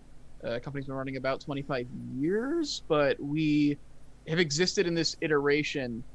We've existed in this iteration for a little under a decade, just in terms of shifting over to like using this stuff called Dwarvenite instead of resin, which makes it a lot more durable, and kind of reimagining the way that the company approaches things and all that, which is cool. It's an interesting job to have. It's an interesting field to work in. yeah, it must be great fun just every day. Just it's considerably better than most other jobs I've had. Yes. Yeah. I generally speaking, I like the people I work with a lot more than most other jobs. Getting to work with something that's like, this isn't what I thought I would be doing. Most because I didn't know the job existed. Yeah. But it's I get to do some of my film stuff through it, so that's nice. And yeah, it's nice to get to work in like a creative field that's also connected to another interest of mine. I've always been into gaming, so nice. I also needed to say a big thank you to Baron Snowhands and Chav Hunter, who both subscribed with Twitch Prime. Baron Snowhand for 5 months and Chav Hunter for 9 months on the trot. So big thanks to both of you guys. I did see that pop up earlier, but I wasn't able to do so. We've got links to Dwarven Forge pinging up in Nightbot, so go check them out on there. Head over, have a look at that. They do Kickstarters regularly, so keep an eye out for those coming up soon as well, I'm sure. So yeah. Yeah, got one coming in October. Yeah, nice. Yeah. Cool. Right, so we are going to jump back in. You guys now are currently sort of standing at the bottom of this sort of massive gouge in the ground. Crevasse. A crevasse. Crevasse. Yeah. I also in chat someone said use the fan with the cat on your cat. If I had the prop, I would. Yeah. Where's that handout? Yeah. So what's your? I know that Wukong can probably run back up it again. The rest of you, how are you planning on getting out? Is there not like a ramp up? Was it just a straight? It's pretty much a straight up. So you can climb how much chain was there on that devil? Good question. There wouldn't be enough to make it all the way to the top. No, I'd say. Does anyone want to ride up? Like, can I actually shift and just take people up? Yeah, so you could shapeshift and fly individuals up there if you wish to do so. Except for Alinar, who doesn't like anything except a wyvern. And I'll just take Lulu up. Yep. Oh, I forgot about that. So can she carry you with your increased yeah, head? It's like, yeah, you're gonna be like Jack's just gonna bobblehead his way up to bit slower than normal. Can Al just start climbing? Yeah, you can start climbing if you wish. I shouldn't have any issue with it because I shouldn't get impacted by different terrain types. Okay. I'll just casually start. Rangers. Casually. I went Rangers. Well, Woo is boosting it up there at his maximum speed. So who all actually needs to go up? Is it just... Is 500 feet vertical a terrain? It's fine. I am just. I decided it was a terrain. I'm thinking wall is a terrain. Can you make me an athletics check, please? I don't know. Oh, well, I probably didn't say my name. All right. Yeah, it should be okay. Well. 15. Oh, thank you. Could you make me another one, please? Can you make me 5 in total, please? Is it, every 100 feet. Have you got a thing about elves? Okay, hang on. I do, but it's not this particular. Why do you think I was playing elf? Well, you're dead. 200 feet. Yes. So. Well, yes, I'm dead. So. Can I catch him midair?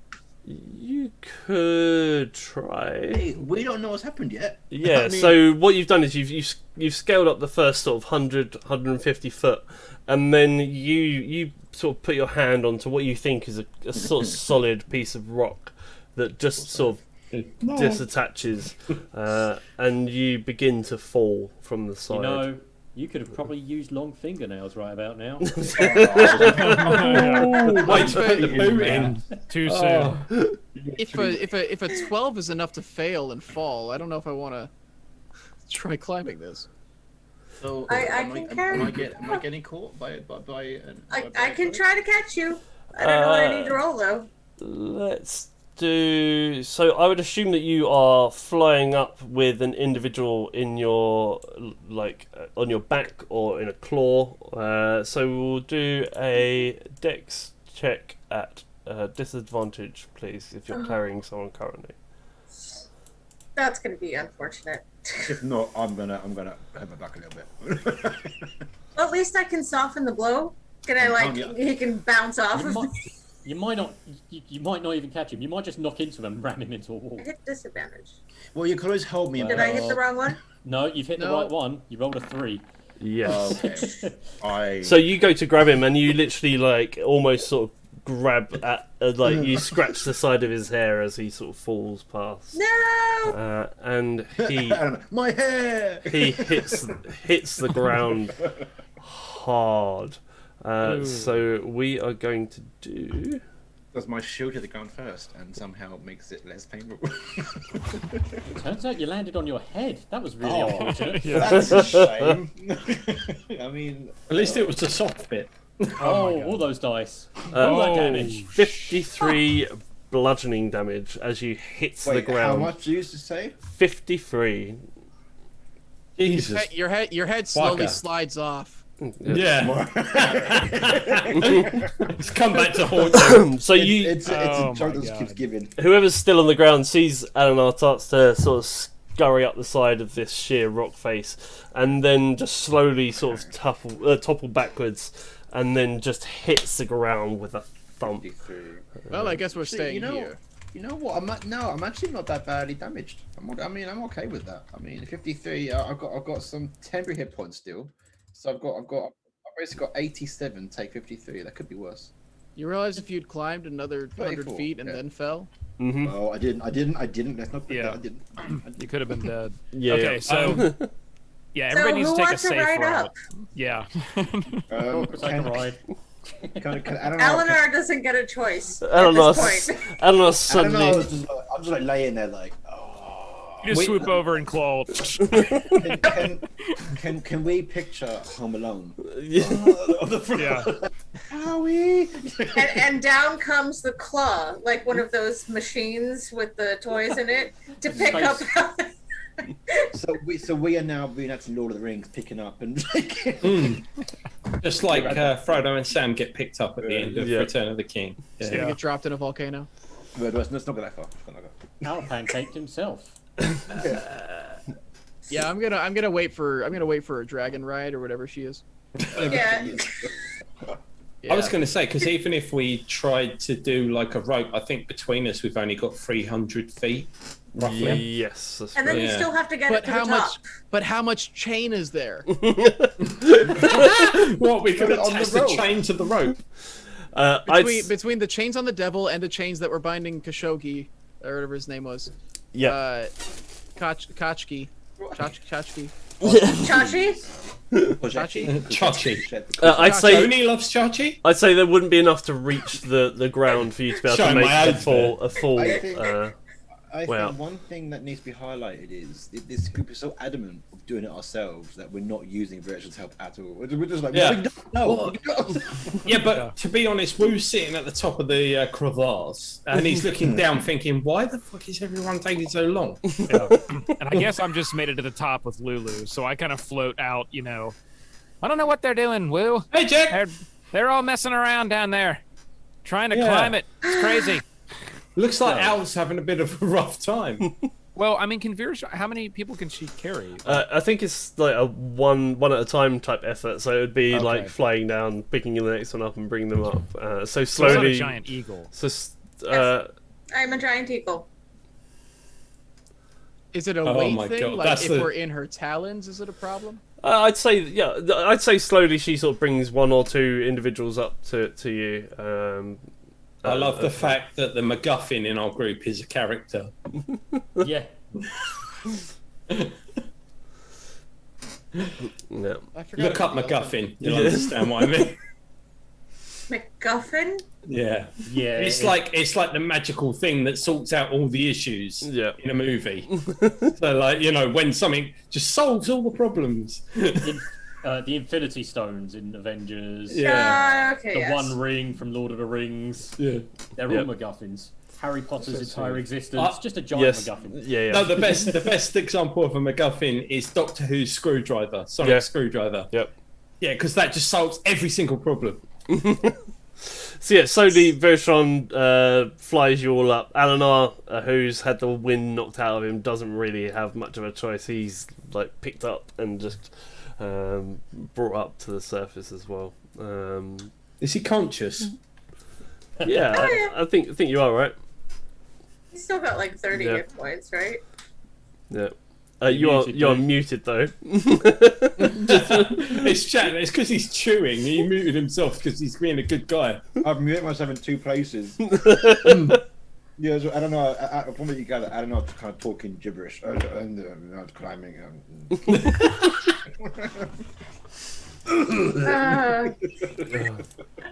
Oh dear. So you make it back up to the surface once more, and so the idea was that you freed this individual, and then you travel back to the crypts of the Hell Riders to report that you had freed this individual to Mr. Olanthius. Yes, The Ollie. that's correct. Yeah. So. On your way back, you drive past this massive hill that you can see to the south of Cachetti's Moor, and as you do so, you feel the engine sort of start to give once more, and the screams seem to like blink in and out, and they sort of wail for a second and then turn off, and then they start wailing again, and then slowly the machine sort of grinds to a halt once more. It's a soul coin. How many have we got left? I've got 3. I've got 3 of them, and I somebody think else has Jen's 2. got 1.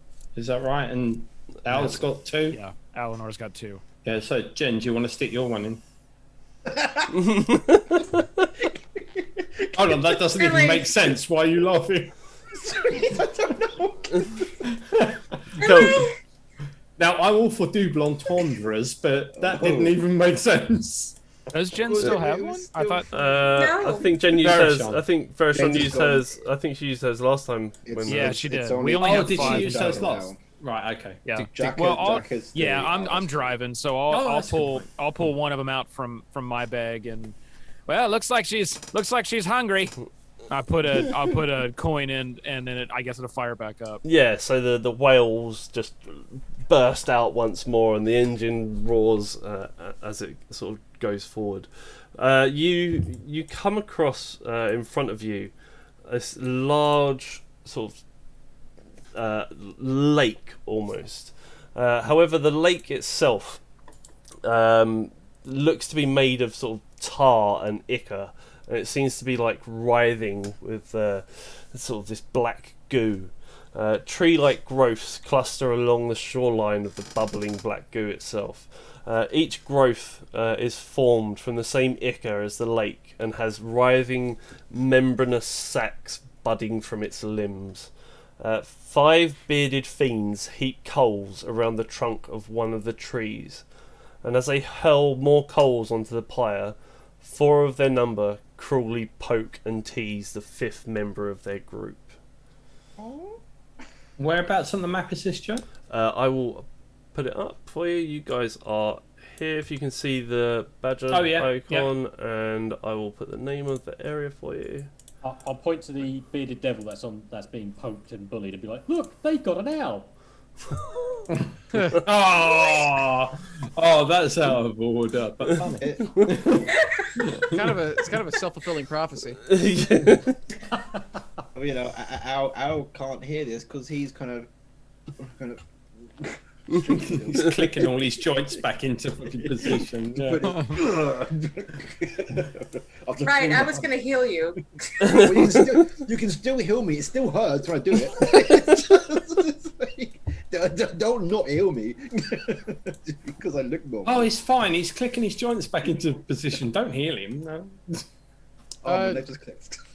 How well is Jack managing driving with the recent head development? Yeah, I think you can still fit behind the wheel.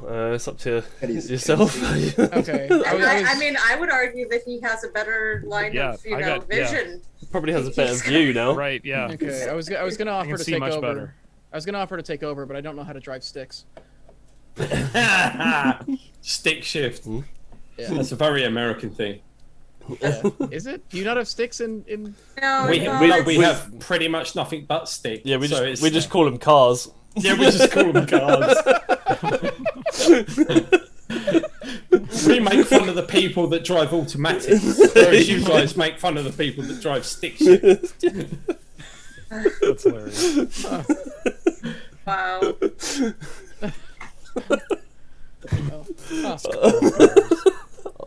Uncalled for. So yeah, these Come over, guys. I'll teach you. Don't worry. These sort of bearded fiends are just slowly heaping more coals around this this tree made of this black ooze, the same as the lake itself. And whilst you all sort of sit there and watch them, they just slowly put more coals on this pyre. Are they paying any attention to us at all, or are they just like so engrossed in their task? No, they're sort of switching between doing this. Hello readers with 102 viewers. Wow. Oh wow. Big Nice. up World Anvil. Thank you. What? Hello. So yeah. Oh my god. They're just Yo. Wow.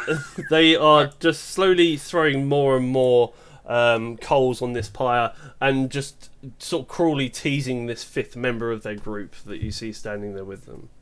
Bullying is never okay. I don't like the way they're talking to that fifth member there. That seems a bit out of order. I guess he was the fifth wheel. It's like the fifth Beatle. Who? I walk up to Pete Best, and no, what so they haven't seen us yet. So they're putting the coal in a tree. So they're heaping it around the base of this tree. So they're about to light that tree up, probably. Yeah. Huh. Do you think we should stop them? I kind of think we should maybe jump in and stop them. I don't know. Depends how you feel about nature, I guess. Does it look like a normal tree, or does it look like a tree that's going to kill people trying to tree, like a whomping willow? As I said, it's made of the same black tarry stuff that So it is that the rest of the tree is made of, and it has these weird sort of sacs on it that seem sort of like to pulsate and move as it. That as you sounds look at them. disgusting. Yeah. So these sacs could potentially be creating something, right? Yeah, sounds like it. So it's kind of like if you want to, we can prevent Growing more demons or something. Yeah, so we need to find out if they're good or bad people who are trying to burn this good or not good tree. How close are we? I'd say you're close enough to be able to see what they're doing, but Can't hear any conversation. You probably wouldn't be able to hear them talking. Yeah. Can we even understand them if we hear them? Maybe. I'll take a listen. I want to stealth closer. Yeah, sure. If you roll me a stealth check. Yeah, I'll do the same as Chris's character. Okay, so I've stopped the vehicle then. 20? Yeah, I guess you have, Jack. Yeah. Or are you guys jumping off as I'm driving? Everyone, yeah. Well, I might jump off. I don't know. Okay, because I'm still driving. I've just been flying overhead. It's like that bit in Jurassic Park where everyone just gets out of the car. Why are they getting out? Yeah. I'll yell back. Jack, hit the brakes. All right, I'll try to turn around, but my head is so big that like I can't really look back. So I'll just slam on the brakes. Oh God! And as he does that, I will jump off the rear gunner's seat. With an acrobatics check. Ooh, 12. And land on the floor, probably not gracefully, but yeah, you still land. Myself. It's fine. Yeah. And then do the stealth, which was a 14, to get as close as I can to try and hear what they're saying. Yeah. So, can you speak? What was it? Could you speak Infernal? It was. I can speak abyssal, common, primordial, and something else. Celestial. Okay, so you don't understand quite what they're saying to this other individual. You can tell that it's probably not nice in some way or another. And as you get nearer, you notice that as opposed to the rest of them, his head has got a massive sort of V shape in it. It looks like he's been like raked by some sort of creature, and yeah, part of his head is just missing. Oh man, is he like the sort of like, you know, I don't want to be offensive to anyone, but they're like special needs You're gonna be version. No, he's had an injury of some sort. You would guess he's been Yeah, but attacked he's basically sort of like Dunno. not considered on the same level as the others. Maybe we'll have to go and No, have I a word don't with like him. that. I don't like that poor guy. No, don't like that.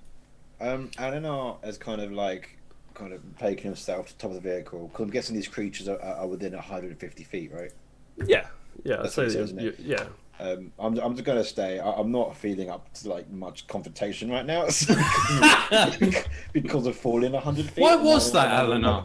Never mind. I was going to explain it, but I've decided to not. And instead, I'm going to kind of ready an action, and I'm just going to have an arrow facing where they are, just kind of covering Wukong's back. Think I can see him, even though he's kind of stealthing it. Yeah, and as you sort of get nearer, as I say, you can't unless you want to interact with them. You can't. They're just carrying on with lumping more of these coals on this thing, and the one that they're teasing also is over his shoulder. He's got a sack in which there seems to be something moving as well. All right, I'm going to jump out and I'm going to shout at them, top of my voice. Hey! Don't treat him like that. And they go, whoa! You scared the shit out of us. Are they speaking in common now? Or? Yeah. So why are you treating him like that? Well, he deserves it.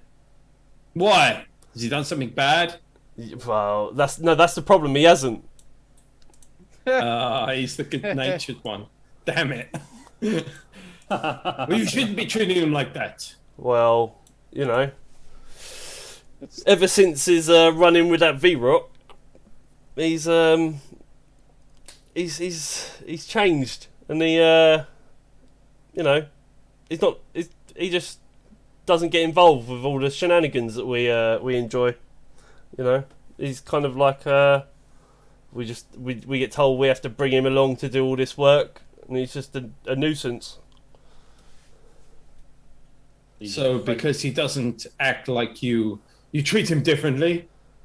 I mean, he's just a pain in the ass, really. If you makes Jack a dull boy.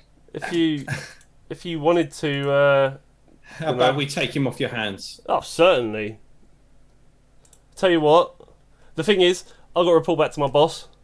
Yeah, and if I come back without him, he's gonna be like, "Oh, where is he? What have you done with him this time?" So, how about we say in exchange for 1 soul coin, and also you got to sign this to show that you've taken him off our hands, because we can then go, you know, it was all above board.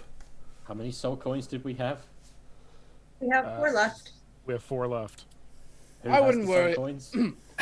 I wouldn't worry about that. I'm going to come out of stealth and be like, "Whoa, there's 2 of you." yeah, I'm just gonna be like, "Hi, I'm actually I'm new on the job. I'm the shift manager. Actually, just came down from the top. We're actually letting this one go. So you don't have to worry about it. You won't see any repercussions." I like it. Yeah, roll me a Deception? Deception, yeah. I get advantage because I'm an actor. Nice. Nice. I just wanted one chance to do this. Give him the shocker. Oh no, that's the wrong string. Damn it. Oh, Nice. 27? Nice. yeah, you got it. Well played. Yep. Let's have- And can I hear this? Can Jack hear this? Yeah. Can we all hear this then? Uh, By me, I- isn't he? I'll start to not get very down from the fun. car. 2 seconds. I can't go that far away then. Oh. Give me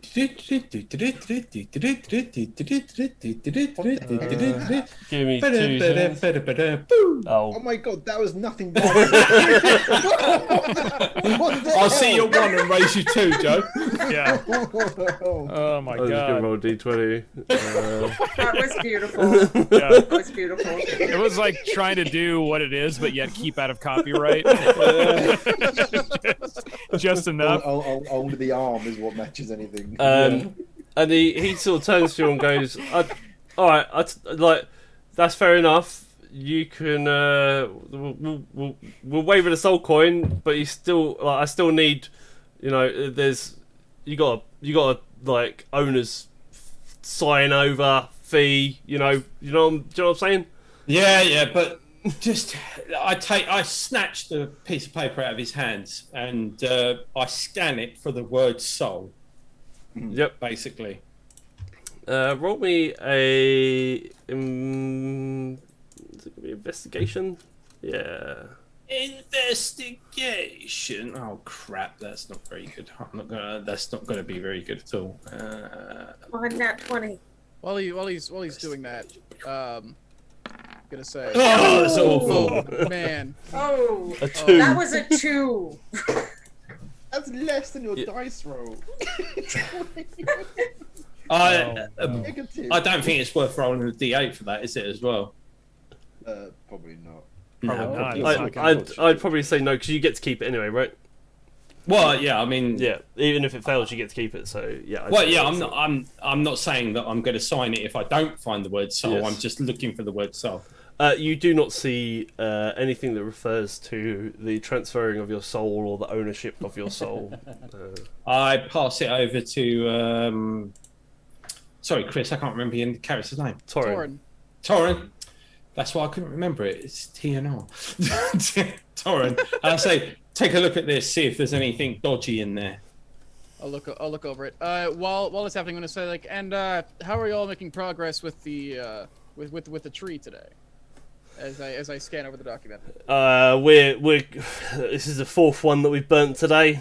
We're getting there. They're trying to get rid of it. It's taking time though. What with him causing a nuisance. I'm gonna look up and look him like straight in the eye, just say like, you've only done 4 today. Yeah. And you're saying he's slowing you down? He always does. I mean, we've complained about it loads, but they don't do anything, do they? Do you know what I mean? Our group's lumbered with him. This is unbelievable. All right, you know what? We're gonna have to discipline him. Yes, I agree wholeheartedly. Why don't you go on? I'll take him back, and we'll take him. I'll see to him. I'll make sure he isn't put on your squad anymore. Thank you. Yeah. No problem. Unbelievable. We'll lead him away. Yeah. All right, come here, you. And just as we're walking away, I turn back and say, "Get on, double your efforts. Come on, we need more of these trees gone." Yeah, and I need that bit of paper back, mate. Yeah, take it. Did you remember the soul clause? Well, can you have you signed this? There's it's just like for ownership. What about if you sign it in someone else's name? Can I? You can try. Sure. All right, I'll sign off on this. I'm gonna write Baron on it, and I thought he was gonna say John Doe.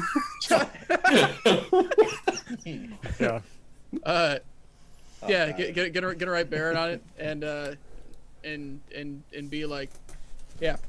If he has any questions, tell him Baron cleared it up. It's fine. And as you sort of write Baron on this this piece of parchment, you look down as you're writing it, and you slowly see the letters sort of morph into the word Torin. Well, that's curious. And as that happens, give it back to him. you feel this sort of tingling on your nose and the taste of like iron on your tongue as a sort of singular drop of blood just falls and hits the page. Oh no! You signed something by accident. Oh, I wonder what the ramifications of this are going to be over the course of the rest of the series. I know. I was just like, don't make the guests sign it. Well, I wasn't going to fucking sign it. I was literally going to write it.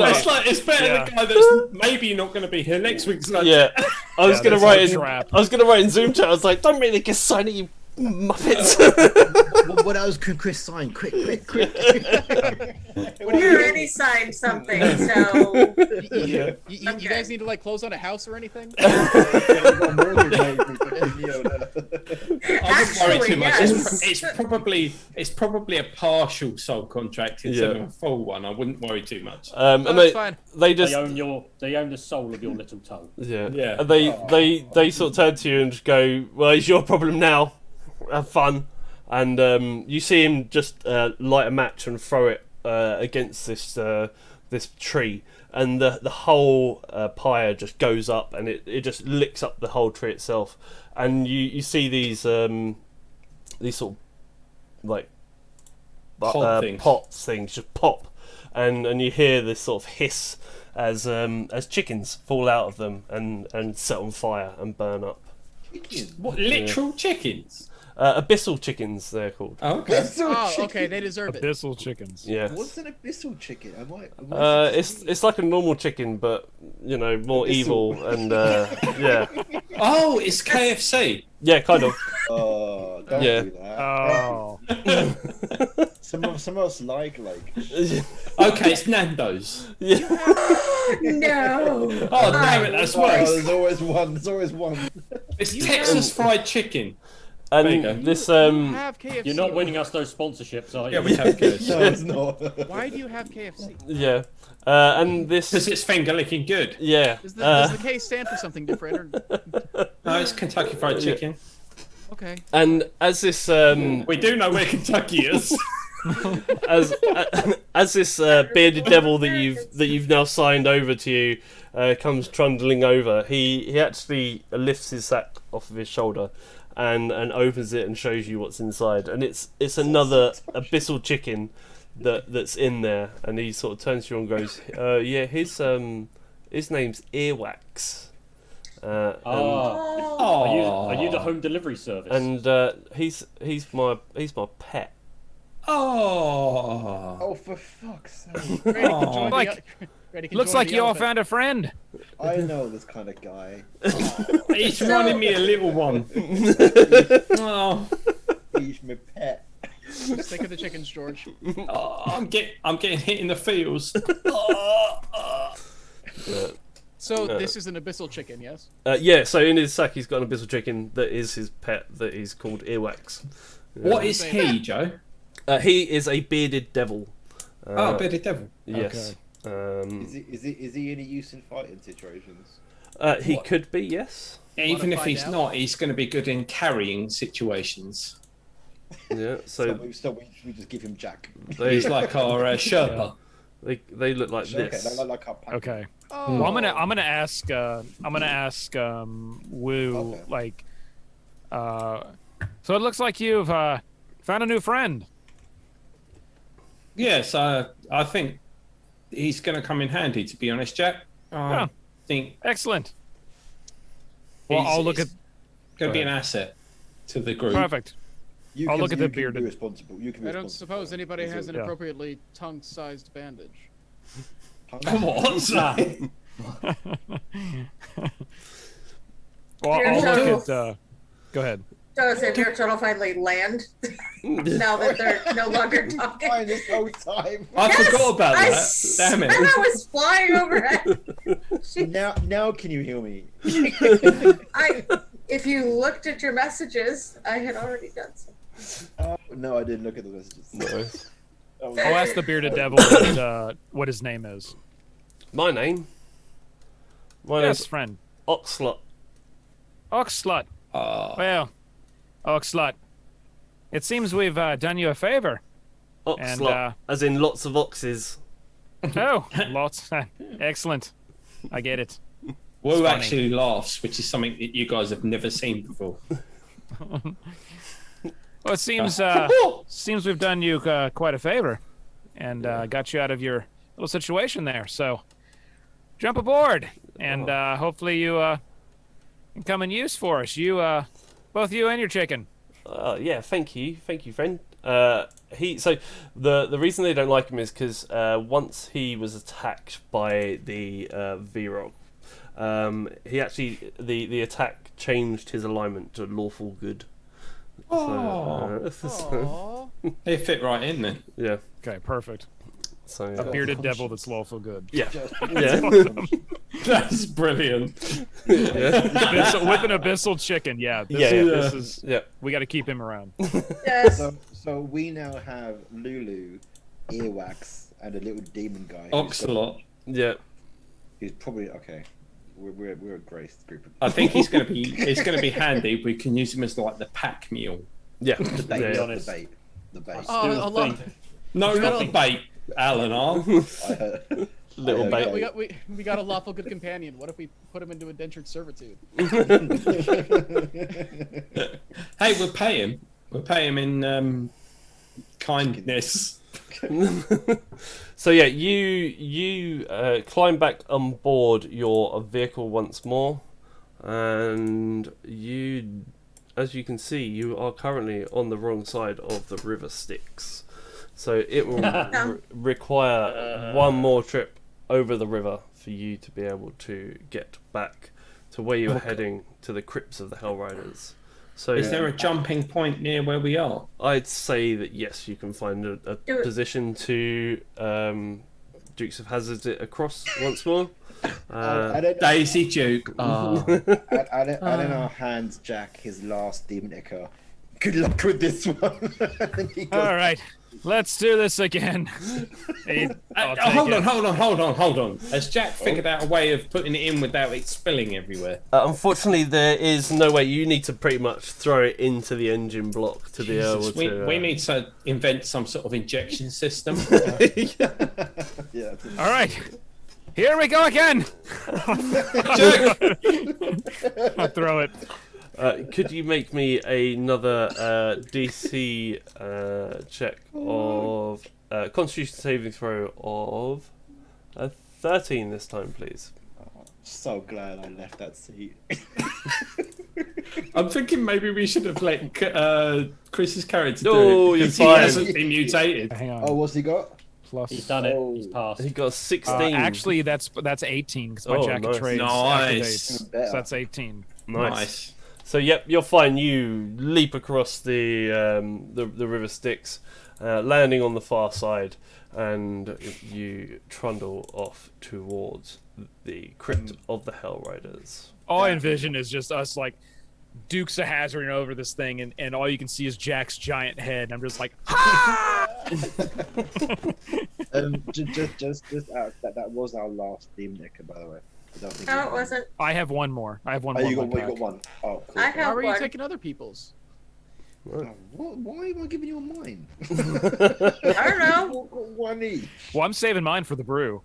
Oh, of course you are. Yeah. Of course. Yeah, I need at least a drop for the brew. That's going The to be an demon excellent echo. brew. Yes. Yeah, demon echo. Yes. Yeah, it's got- You're There's going to make a demon echo Probably a alcohol. drop left, isn't there? I'm sure we'll come and try it. So yeah, you make your way to the front of the crypt of the Hell Riders, and I'm assuming you disembark to go inside to try and find Olanthius. Ollie. Yep. Yeah. Ollie. Good Ollie. old Ollie. You demon night bastard. Where are you? Ollie. Cool. That's my cat's name. So I'll screech it to a halt, put on the brakes, He's not looking. do like a little slide. All right, everybody out. Go. I think I'm going to take I this get out. moment to plant a seed in this hellish soil. Nice. I turn into one of those things. Yeah. Yeah, So It's gonna start growing chickens. So yeah, as you do so, you look up at the crypt, and there's two large monoliths that stand either side, and you think that Please know, be something better. with with your druidic ways, you think that this hopefully planting a seed here might cheer up the place and make it nicer and inject some life into this area. That's so true. Yeah, I know. As you do so, this bean seems to sprout almost instantly into a small plant that slowly sort of grows larger and larger until before you is a huge tree However, its branches and that, which you would normally expect, you'd think that this tree would be sort of have green, leaves and like strong branches, but however, it is much like the tree that you saw previously. It's black and dark, and the leaves themselves seem to be withered and rotting. And as the tree grows larger, you see that on the main trunk, you can see a face looking out at you, along with the sort of branches seem to form into hands themselves, and this tree looks down at you all, and it seems to consider you all. You all seem to feel it boring into you, and as it does so, you sense it. And then you feel the ground beneath your feet start to move as the roots begin to sort of pull out of the ground itself. And its first foot just stomps onto the floor, followed by its second, and the ground around you shakes. And you are confronted by a large treant that is standing before you. The bloody hell is it doing in hell? Eleanor just looks at Version. I tried. Just like, what the WTF. Okay. Maybe he's friendly. Maybe he's friendly. Maybe. Hawk will just kind of, put his hand closer to his great axe. That is a turn order. That's gonna be Yeah, there's a turn order that just popped up. for taking turns in conversation. Yes. Yeah. Yes, exactly. The conversation turn order. From this point on, if I ever hear I plant a seed, I want to have an action ready when we get going. To be honest with you, we were meant to be doing one every episode, but we forgot, so we rolled a bunch previously. So Virshon does have bits and pieces in her inventory from previous rolls that we've done. So I'm sure at some point she will, like throw a mushroom at you or something similar. Great. I can't remember Oh what god, I forgot about the mushrooms. You're right. Yeah. Oh, mushrooms! Mushrooms. Everybody gets a mushroom. That's what we need in hunt. That's what we need in hell. Be high. Definitely, because it's not weird enough already. Yeah. Just eat a bunch of mushrooms and go. Yeah. This will make us double in size, yeah? Yeah, definitely. Or shrink. I'm not sure which. So how low are you? I actually got healed by Virashan, so I think I'm just gonna stall 60. Oh wow! Cool. That treant is slow. Yeah. So if you hadn't already guessed, if everyone could roll initiative for me, we don't have a map, so we're just going to do theatre of the mind for this instance. Cool. Gonna smack that tree. Mm-hmm. Plus, Eleanor, I gave you the last healing potion, so if you wanted to down that before when we were on the ride. I'm gonna probably try and not fight the tree. We'll go with something. Cool. Are you kidding me? Ooh. Seriously? Hey, you're faster than the treant. What, the one? Yeah, the tree ain't got one, so. Did it have a -1 on its initiative? Yeah, it rolled a 2 and got 1 on its initiative, so yeah. You rolled a 1 and got a 2. The tree's still waking up at this point. Got a 2. Oh, my. Cool. It's fitting. It's your seed. That's how it does. So, we can. Yeah, sorry. No, you're all right, mate. There. And Torrin, There we go. You're up first. I had a bonsai back home. I'm going to take a swipe. Take a swipe at one of the branches. I thought you were going to pull out your little bonsai scissors. Start trimming. For flavor, that's what I'm doing, yes. It's actually huge but if you want for to. purposes, we'll say I'm still using a rapier. 2 rapiers like scissors. 21. Yes, a 21 hits. On the handle. The Swiss Army blade. Nice hit. All right. 26, including the sneak attack. Nice. Say it higher. And then I might as well then dagger. Okay, so I'm gonna start climbing up the. Yeah. Yeah, do Dagger. it. I'm gonna take the dagger out. I'm just gonna stick it in. If this hits, I suppose. Just climb Does up. a 16 hit? Yes. Oh, okay. You carve your initials in. Yeah. I'm gonna ignore the sneak attack on this one. That's Anyone 4. got a match? So I'm gonna swipe at one of the branches, leap up, and stick the dagger in. I'm just gonna start holding onto this thing. I think. Nice. I'm assuming it's much larger than me. Yeah, it is a huge plant is what it's down as. So it's yeah. Whose fault was this again? Really, it's Joe's. He told me to do it. Yeah, I did. Yes. The DM told you to do something and you did it. Yeah. Well, there was a 50-50 chance that it would be friendly, so. Yeah. I did roll for it as well beforehand. Oh. Yeah. If only we had some fire arrows. Yeah. Yeah, well, I'm so low on the list of initiative, that's going to take a while. Jack, you're up. Okay, how large is the tree ant? Like, how big is it?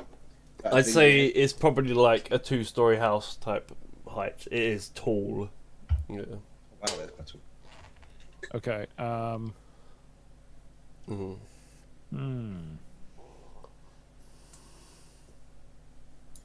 Okay, so Jack is going. Okay, Jack is gonna stay right where he's at. Okay, and he will yell out to kind of everybody. Well, this tree is a little towering.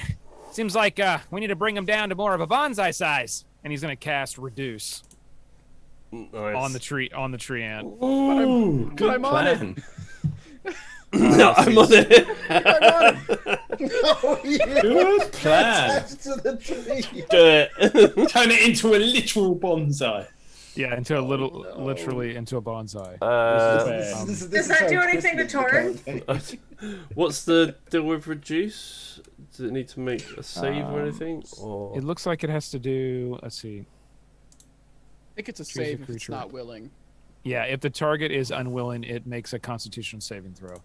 oh, Oh no, I feel like it's Come on, I feel a 1 coming on. just checking. I feel like Constitution's probably gonna be one of its only good stats. Oh, that was nearly a 1.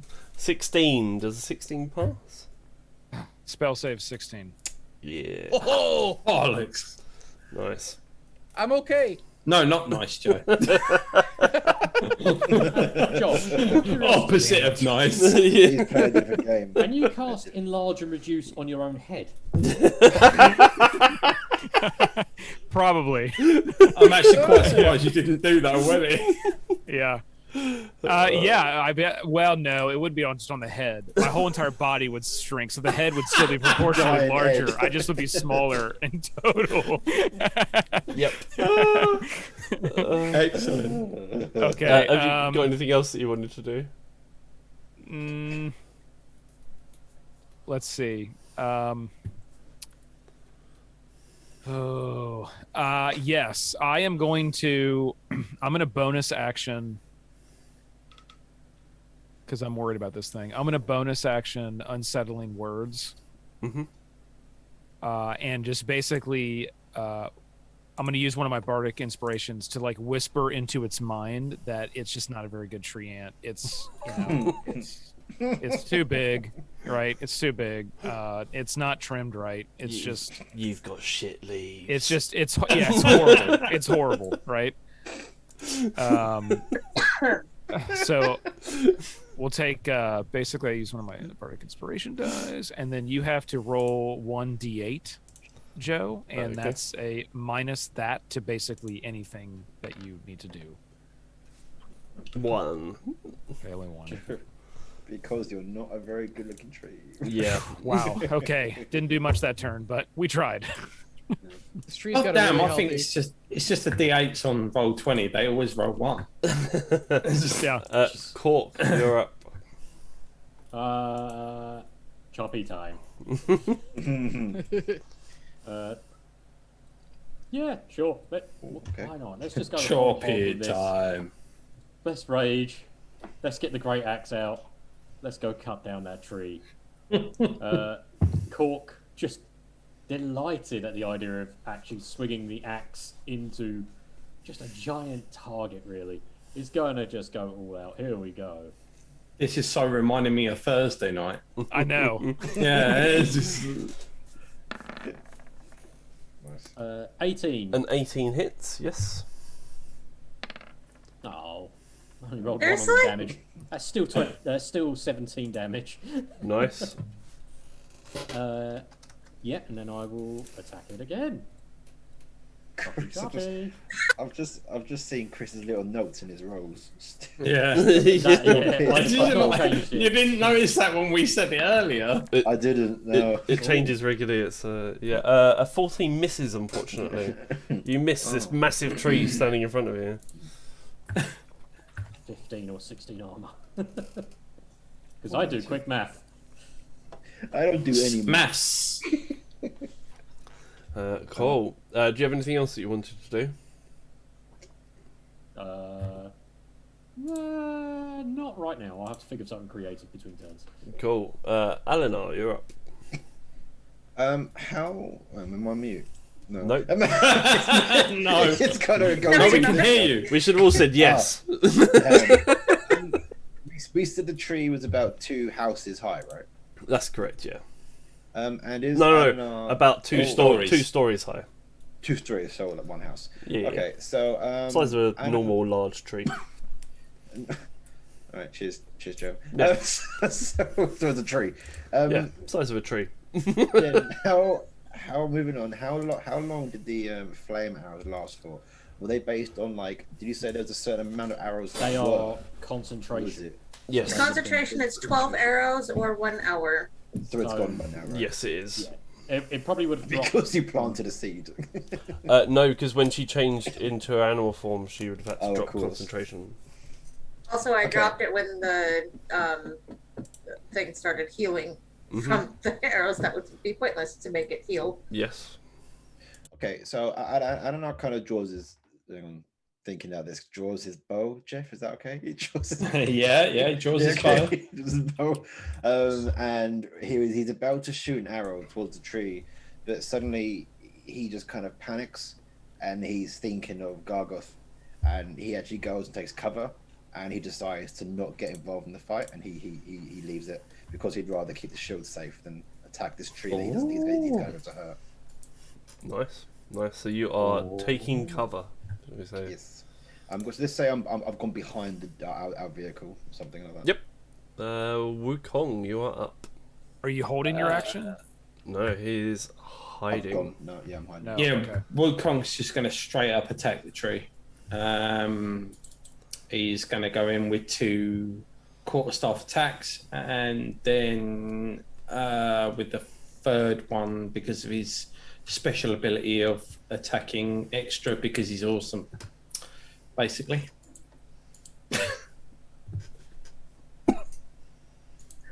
Right. Beating it with its ancestor. 21. Yeah, 21 hits. Yeah. 9 damage. Nice. And again. Ooh, 19. Yeah, hits. For 10 damage. Yields. And then I'll tell you what, I think I've still got quite a few left, haven't I? Key points. Let's have a look.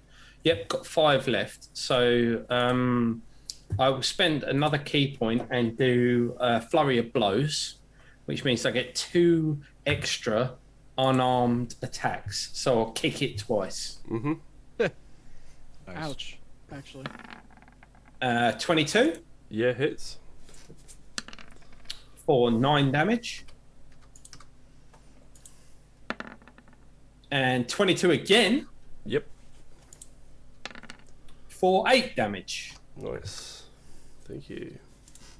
So I basically went in double-handed twice with the quarterstaff, then put it on the ground and did a flying double kick sort of thing, using it as a pole dancing, obviously. And and then landed on the ground and went, oh. Vershon, you're up. So this tree that you just planted, or this bean that you just planted, has turned into a tree and now started attacking everyone. It's all right, Vershon. We're not blaming you. Not until the end of the fight. What do you do? Let's see. I will. Hopefully, we will get a chance to rest before our next encounter. But I just need a short rest. I just need spell slots back. 15 minutes will do me. Let's do this. So, Let's do what? very sad. Constitution saving throw for my little tree ant here. Okay. You want a con save, right? Con save -1. So 13. Oh, nope. So Is that let with me, the -1? Yeah, oh yeah. Yes, yeah. Let me roll my 8d8. Nice. That was not what I meant to do. That was not 8. Hey, but take it. That's a Just 7. take 7 and times it by 8. No. Just roll 7 additional d8. Yeah. Don't throw away that one. Yeah. I'm gonna keep that. There's one. 5. Oh, that's not And bad. then 24. You got a 7, a 6. 5, and a 6. That's good. So 24 plus 7, right? 1, 2, Yeah, 3. 24 yeah, but plus that's 7. 5, 6, 7, 8. So I 31, need 2 31 more. total, so you got 2 more. Cool. Plus.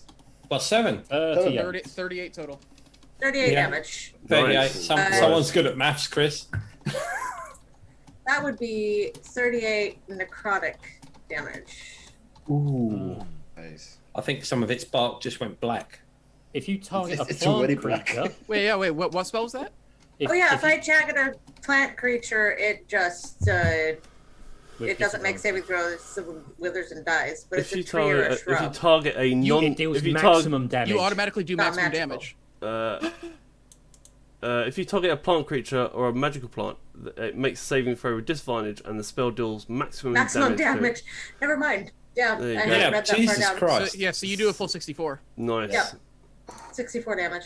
Where's that been? Oof. Yeah. Where have you been hiding that shit? Where's that been? It's very Okay. rare that you get to use blight like in that Yeah. actual situation. if you target is this a magical plant? It is, yes. Okay, yeah. Yeah. Yeah, was gonna- it's I was a gonna tree say- ant. However, as you do so, you hit it with this like, what was it, a burst of necrotic energy, and you just see the whole thing just start to like curl up on itself, and it just sort of withers away into the ground once more from where it came, and Bad tree. gone.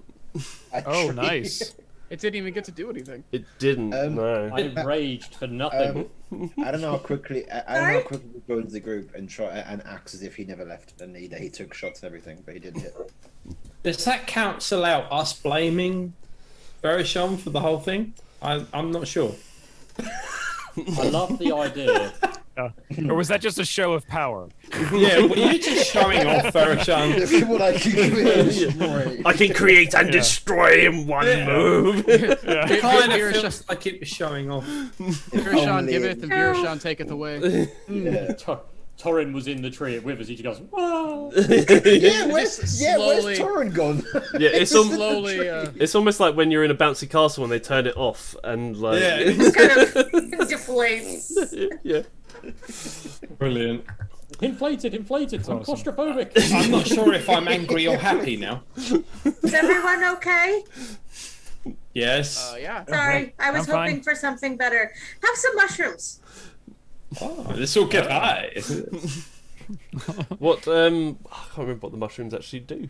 If I'm honest with you. They give you the appearance of hallucination. Do they? Yeah. Do they not taste like shit? They actually taste good. Toadstools. Yeah, Killer they're mushrooms. pink toadstools. Yeah. So we can deal with those at a later point, I believe.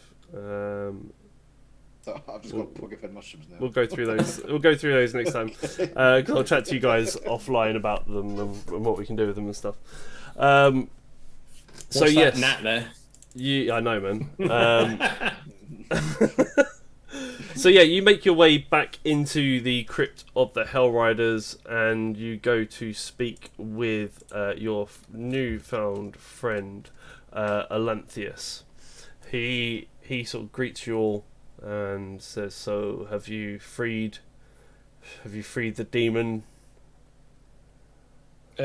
We freed a massive demon thing, from chains. Very well. Our agreement is done, and that will allow myself a distraction to be able to exact my revenge on Zariel herself. I will hold up my end of the bargain, obviously, and he points to an area of the map in the hills just south of Cachetti's Moor, and says, to the west of these you will find the area you are looking for.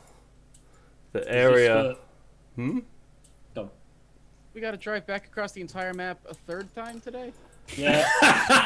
The One area... more Dukes of Hazzard. the area that is known as the Bleeding Citadel. There you will find, hopefully, a way in and to find the sword of Zariel itself.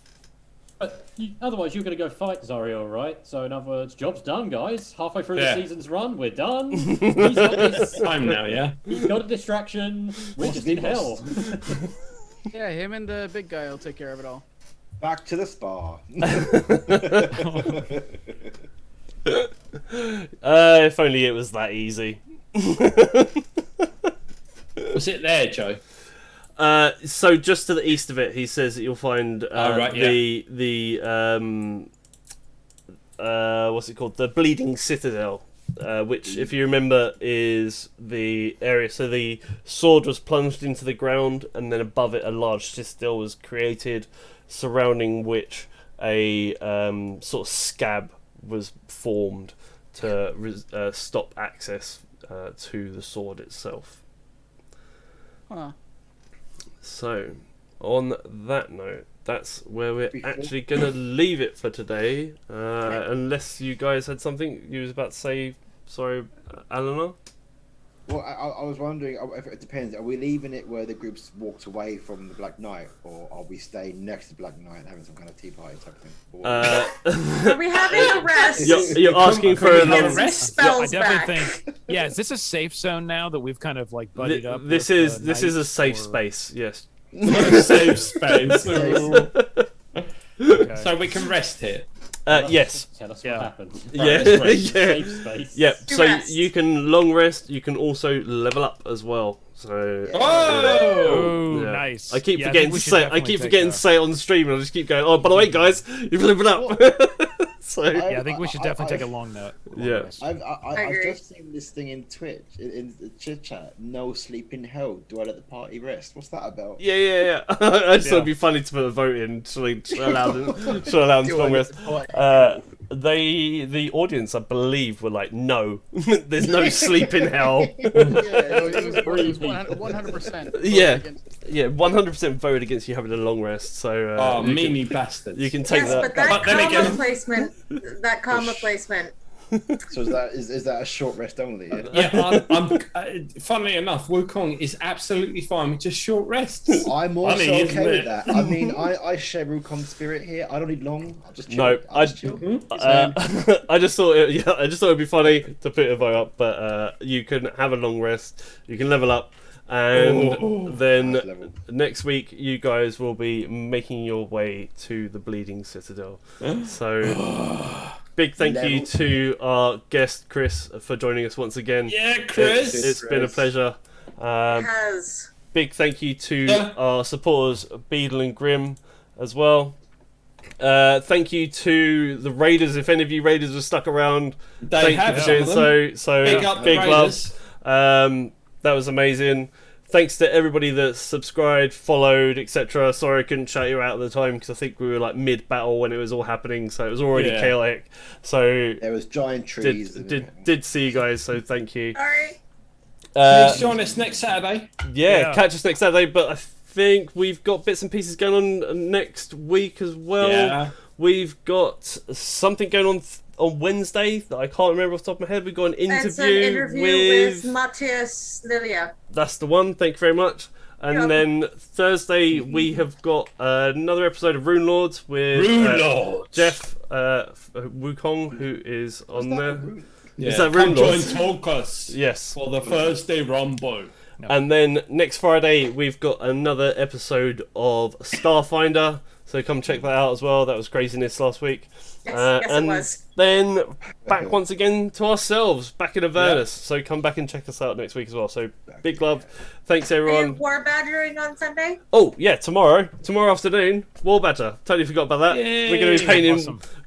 Warhammer, chatting rubbish, and there's been loads of updates and changes and stuff. So we've got loads of stuff to go through. So come and just chill out with us. You were selling yourself. Totally, mate. I'm doing it tomorrow. I totally forgot. We paid crap. We talk shit. Yeah. Oh, and like Baron said, we got a Discord as well. So come check us. Awesome. Come hang out check in us out on Did not Discord. work for me. I tried to DM Joe.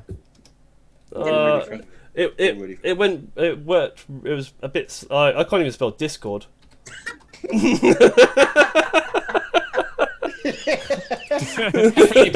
Discord. Yeah. Discord. Yeah. Yeah. Been attacked by a V-Rock. Right. Anyway, I will catch you guys later. Take care, everybody. Adios. Thanks, everybody. Bye. Bye. See ya. Bye, everybody.